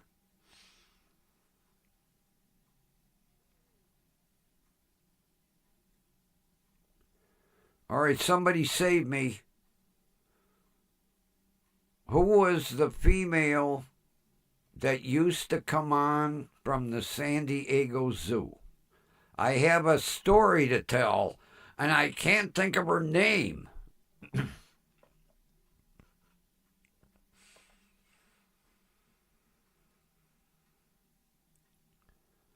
And it doesn't do any good telling the story without her name.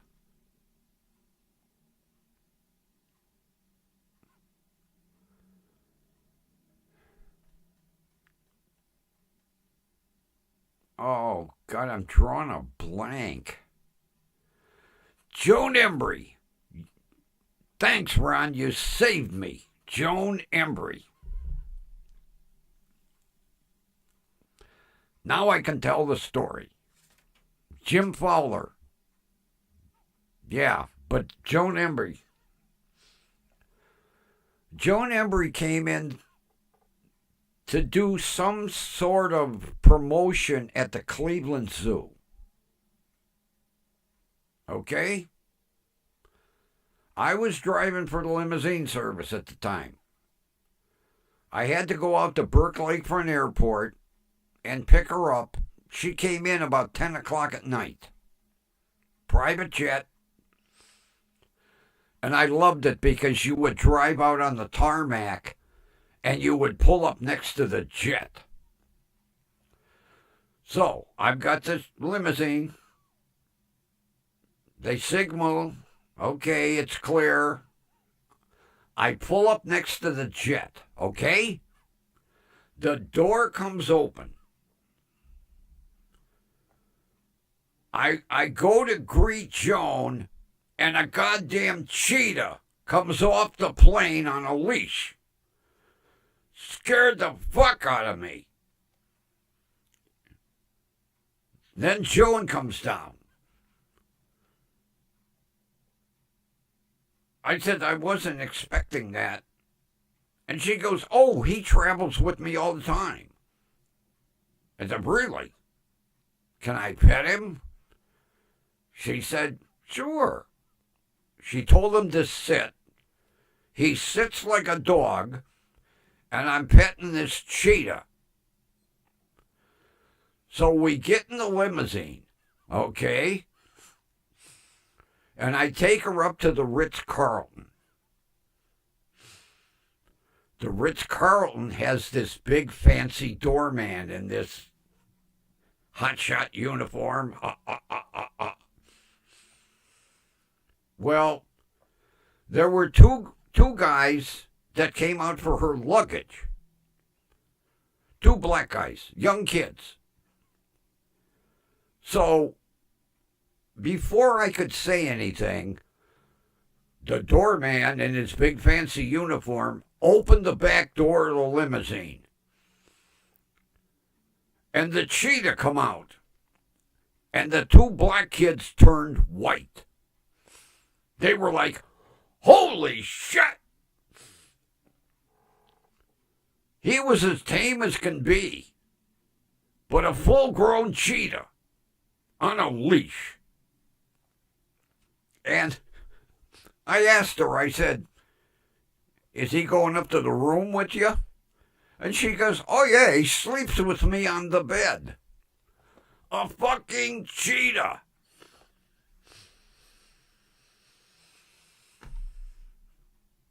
I couldn't, when that door opened on that plane and I'm getting ready to greet Joan and here comes this, scared the shit out of me. But he was like a big kitty cat. Well, he was a kitty cat, but he was sitting next to her on the seat in the limousine, purring away, and when a cheetah purrs, he purrs. It was so goddamn loud, but he was like a big cat, you know, like a giant Boots. On a leash. But when we got to the Ritz-Carlton, oh, I wish I'd had a video. Them two black kids jump back. They were like, whoa!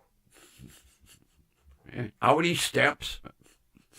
She gets out of the car. Cheating on a leash. Going into the Ritz-Carlton.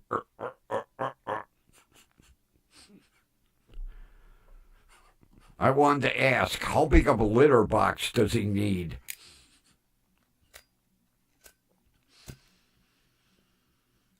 But she said he traveled with her all the time. I had a picture somewhere. What the hell? I don't know why my phone does that. I keep trying to shut that notification off and I can't figure out where it's coming from.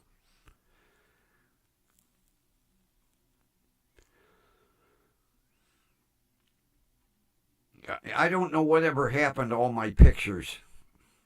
Because I got a picture with her and the cheetah.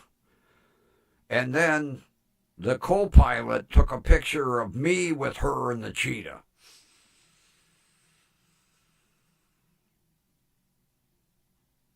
It was, I mean, first of all, you don't expect a private jet door to open and the first thing off is a fucking cheetah. But he was cool. I was petting him.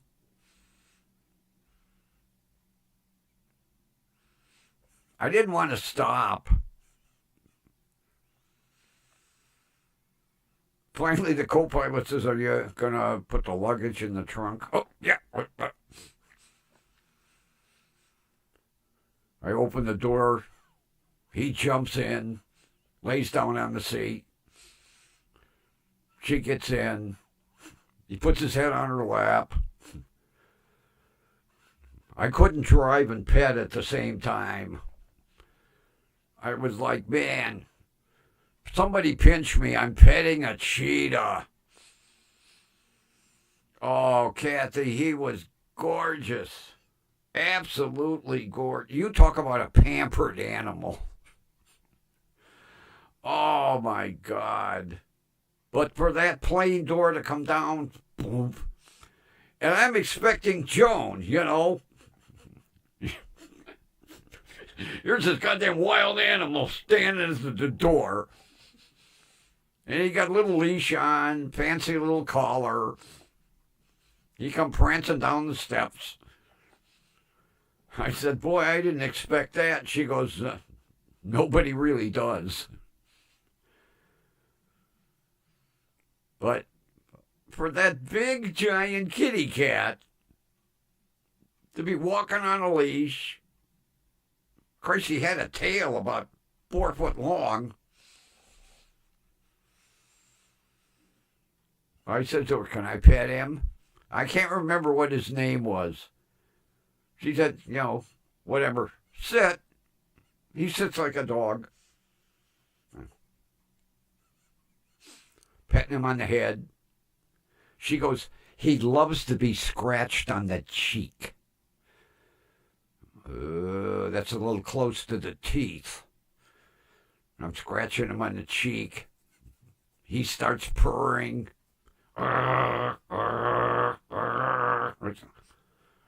Turn the volume down a little bit. But when we got to the Ritz-Carlton, that was priceless. That was priceless. When that doorman opened the door and that cheetah stuck his head out, and 2 young black kids were like, holy shit!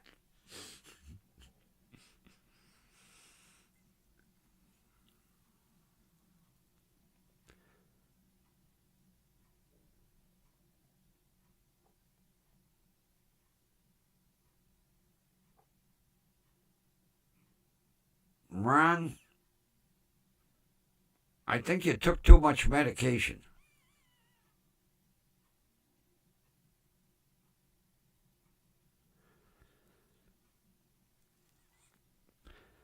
What's in them pills you're taking?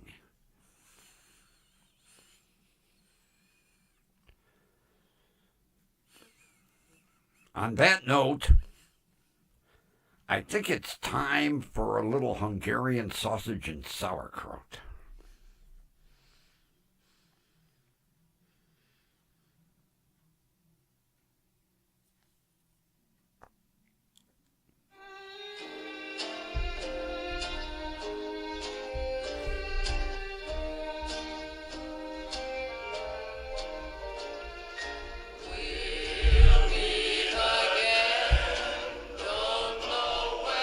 We know where, right here.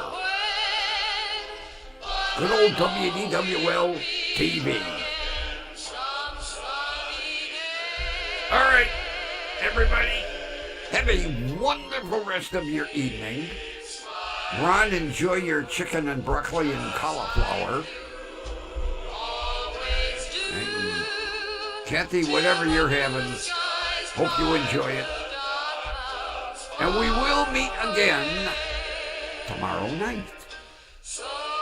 And with that, have a wonderful rest of your evening. See ya.